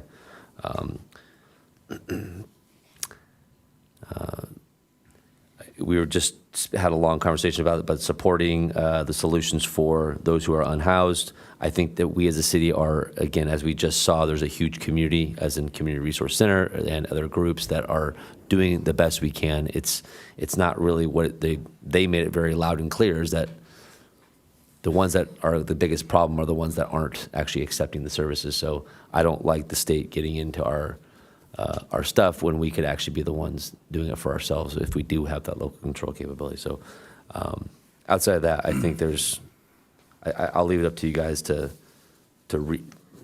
read through. But I will say I did like what Elena said, is bringing it back to a simpler document. I think simple done well is something that's been, it's a lost art, and doing less better. And I think that's what this city really needs right now. And so I'll just leave it there for right now. Yes, I definitely agree. More simple the better. And I definitely like the bringing it back to basics. No, nothing divisive, nothing kind of what you just said earlier. I like that, because there's definitely some stuff in here I don't agree with at all. So, Any other particular areas? And I would like to give staff time, and Jonathan, you in particular, if you have things you see on the horizon that you don't think are clearly, simply defined in here that would help you understand what we are going for? Any comments you'd like to make? Excuse me. I think the role for this document is to provide you that flexibility to be able to have a voice and engage in that process. Like, as we were just discussing earlier, the whole question about, did we miss a deadline for submitting the letter into the analysis or not? A great example, just the end of last week, a bill got it amended from dealing with hospital fees to how healthcare is provided in North San Diego County. And, the city, without guidelines that give you kind of a direction to be able to engage without having to come back to a publicly noticed meeting, you're not going to be able to effectively jump into that process. So I think as you go through this, I think simplifying it makes a lot of sense, because sometimes over years these documents become very big and convoluted. Yep. But I think you want to also kind of think through what are some core issues that are important to you, that if they arise and you're not able to have something get noticed for a public meeting, you're still going to be able to give direction to the city manager to be able to engage per those ledge guidelines. So that's my only caution. From my perspective, it's always about getting that direction from the council. So, and that's a double-edged sword. So I've been in the minority where the interpretation of this memo was pretty wide and pretty controversial, and I would not have supported the letter. In fact, I had to, last council session, not with this group, I had to pull an item bifurcated so that I could vote no on it, because I did not agree that it was even appropriate for us to send. So, in my personal opinion, I'm not thinking about just me, and I'm not worried about my ability to write opinion, opposition or support letters. In the main stuff we're after, I'm actually looking to narrow it down so that future mayors would have to go through a full public hearing and discuss why they're standing up the way they are. And I will say, I think your staff have done a great job of also trying to put some sort of safeguards on that, in terms of making sure all these letters come back to the council if something was done per the ledge guidelines for your review and consideration. So that gets it also out into the public venue too. And I think that feature's been there since 2008, the ability for the mayor to sign it and after the fact hand it to the people. So, I totally understand with the legislature and timing and wanting to get it in as early as possible. possible that we want that flexibility. But I also want a little bit of control on the mayor's, because we're really five equals up here, not, I don't have a superpower on the policy side. I am one vote with like the other four. So Is it possible for Jonathan to be a part of the subcommittee, or to be phoned in, or phone a certainly friend? staff helps on that. So yeah, we can reach out to him if we have questions, and and we do a Zoom call if we need it. I think we said there's 2,300, right? Is what you said? 2,500. Just over 2,500 bills. 2,500, yeah.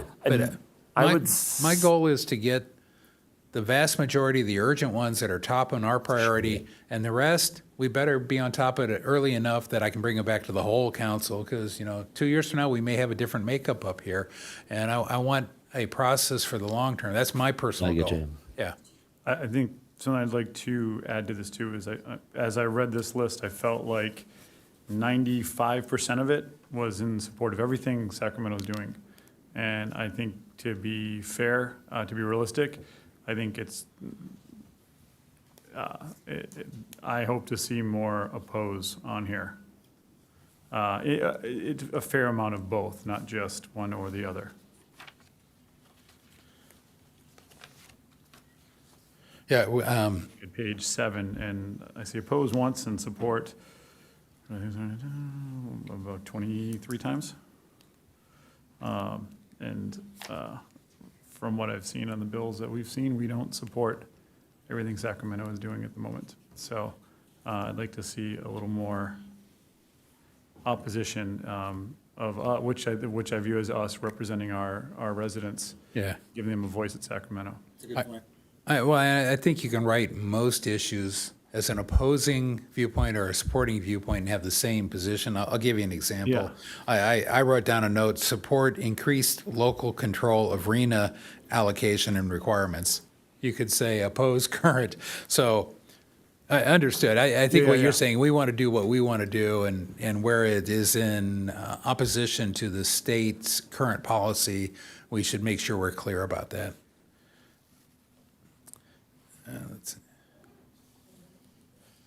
Let's see. I had a couple of areas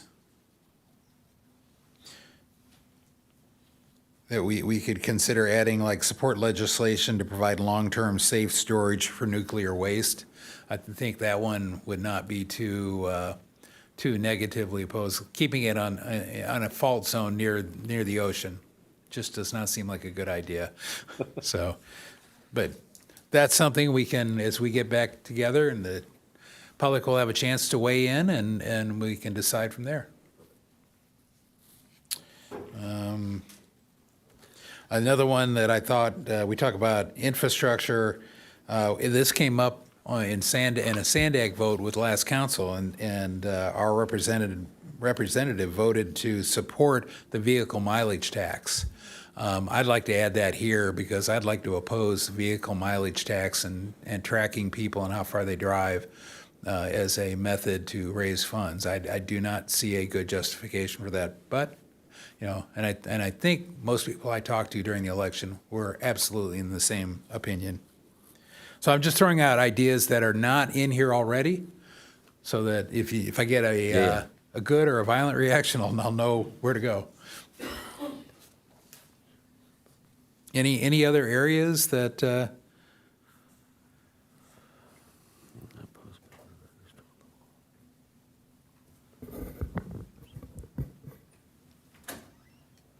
No, I mean, I think the biggest thing I found was really, as much as anything else, the obscure language. Support state, federal facilitation of timely construction of local transportation projects. What is timely construction, and what is a local transportation project? It could be local, could be your region, it could be your city. So there's a lot of wide open wording, which I think leaves for a little too much discretion at times. Yep, I have too broad, not a city issue, and I have several controversial and vague, too vague. I have the same thing all through here. That's why I think you and I are going to see it very similar. So, the public safety, there's quite a few. I mean, there's stuff in there, but you guys will get to it. I think there's just overreaching stuff here that I don't, but I'll leave it up to you guys and how you guys figure out that, but that specifically, what's up? Oh. I actually, one thing I'd like to stay on here though, that I don't know if it still fits where it was put previously, but I definitely want to make sure that we support opportunities of state funding, cost sharing opportunities for state beaches and Encinitas, and including Lake Beacons Beach. I think that is a very important topic that's going to become more and more part of the conversation in the upcoming years. Like the support coastal protection and enhancement them? Yeah. Yeah, and I think that goes into the infrastructure bullet. Yep. Yeah. So, okay, if, I'll make a motion that we send this to a subcommittee comprised of myself and Councilmember O'Hara, based on the input we get from you and public, and then consult with staff as needed, and come back with a redlined version in a future staff report. Second. Cool. Going once, going twice? Vote? Did you say it? I second. He seconded already. I'll call the question. There you go. So fast. Motion carries unanimously with Deputy Mayor Lyons absent. Okay, great. Thank you. Wow. So there are no, item 11 is informational. We don't have any. No council-initiated items in 12. 13 would be city council member reports pursuant to AB 1234. I love how they numbered that one.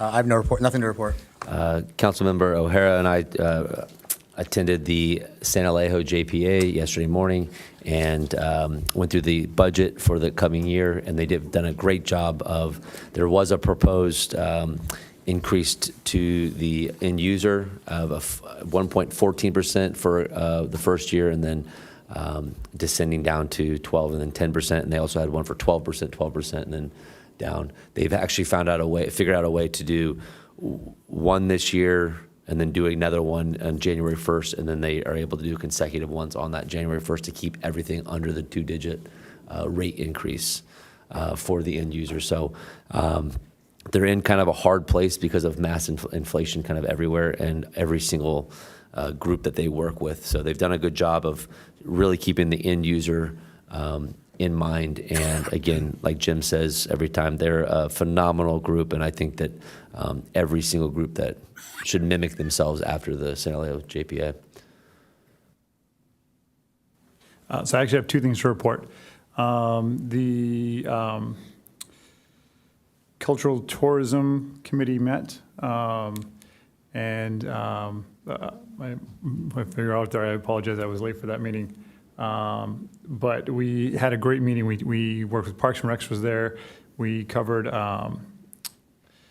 some upcoming events at the city, working together as a group, and we're working towards creating a cultural arts district as part of that committee. And then also the Historical Society is there, the Chamber of Commerce is there.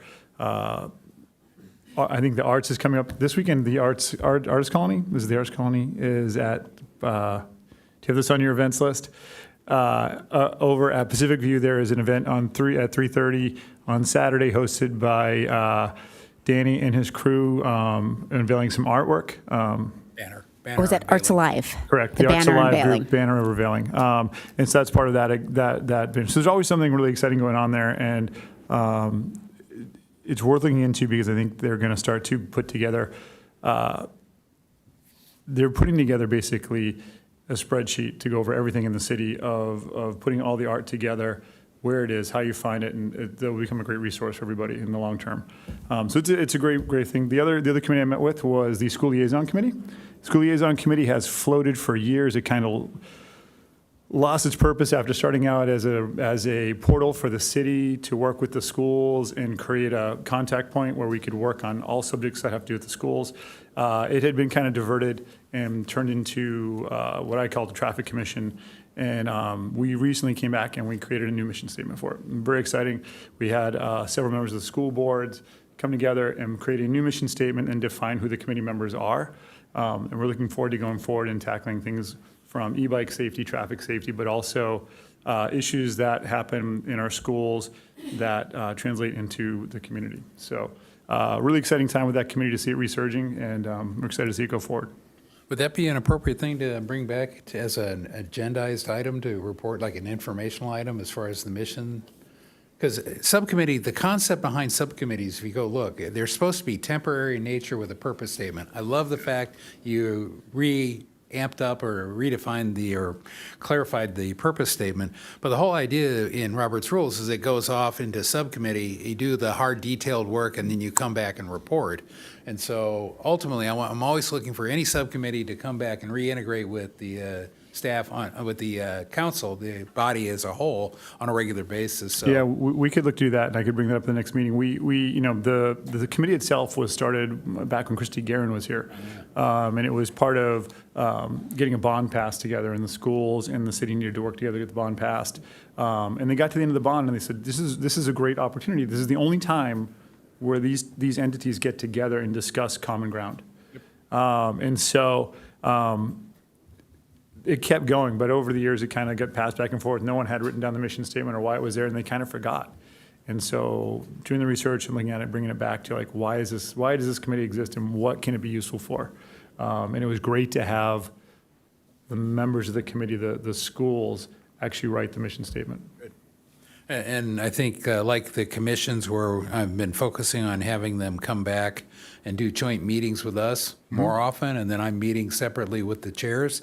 I would love to see a joint meeting, if you will, with the entire council once a year, twice a year, I don't know, where we have an item that we can sync up on. We just have to see how the city attorney and the city manager can put that together. Okay. With that, I'll report I had one Sandag Board of Directors meeting. It was a pretty light agenda, but it was in their new offices on Front Street. First time that Sandag has moved since the late 80s. Wow. We changed, the only thing really of matter, there's significant importance that we did is change the reporting and hiring of the general counsel from reporting and being hired by the CEO to the entire board. And this is all part of the getting the past behind us at Sandag and putting new management structure in place where the general counsel now actually reports to the board as a whole, not just to the CEO. The only other thing, we decided to hire a separate board of director counsel, and that was a split vote, but I think we all agreed that it's something the board would come back and look at in the future. But that's it from Sandag.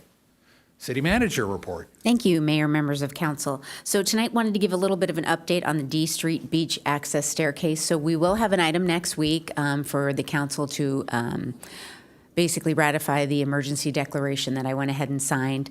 We have currently engaged a structural engineer as well as a construction firm to already start looking at what necessary repairs need to be made.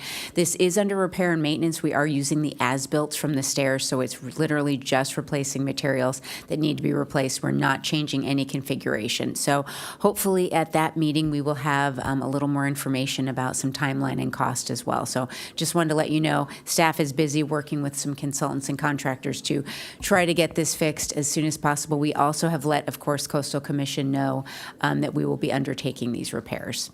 So that's my first update for this evening. Second update, because it was mentioned by a resident, I do want to let everyone know that under our public safety page, and actually right at the top, it's under FHSZ, which are the fire hazard safety zones or severity zones. So these are new maps that came out, and just to let you folks know, the maps do need to be adopted by City Council, so our fire chief will be bringing those maps about the end of May, beginning of June. Right now, there is actually a public comment period, and if you go to that page again, literally click on public safety, the first thing that comes up, it'll be under the green. So people really need to take a look at that because it is affecting insurance and things like that. So if people don't know where to find that, please reach out to the fire department, but it is right there on our website, and we will be bringing that to a public meeting for council to adopt. And then lastly, I just want to let everyone know this Saturday, April 19th, we will have our annual spring egg hunt. So very exciting. So definitely a lot of fun for kids, parents, adults, everybody. We have our egg hunts at 10:15, 11, and 11:45. So there's 3 different times that we have the egg hunts go. There will be a bunny. There's face painting. There's going to be some entertainment. So it's a lot of fun, and it's amazing, like how many eggs you put out and how quickly children can grab those. I mean, if like you could put them out and like get trash or something. It'd be amazing because they just run out, grab it. So it's a lot of fun. I remember as the Park Rec and Cultural Arts Director doing that event. So I'm going to be there too to support staff. So hopefully council will be out and hopefully the public can come out and enjoy a nice springtime event. And that would be my report for this evening. Thank you. City Attorney report. Thank you, Mr. Mayor. No report this evening. And City Clerk. Just a reminder, the deadline for Youth Commission applicants is tomorrow at 5 p.m. and also for the vacancy on the UFAC. So if you would like to apply, please do it before tomorrow at 5 p.m. And do we have sufficient, as of today, do we have sufficient applications? For Youth Commission, yes, not for the UFAC. And it's only one? It's only one. Yeah. Okay, great. And with that, I believe we are adjourned. Thank you.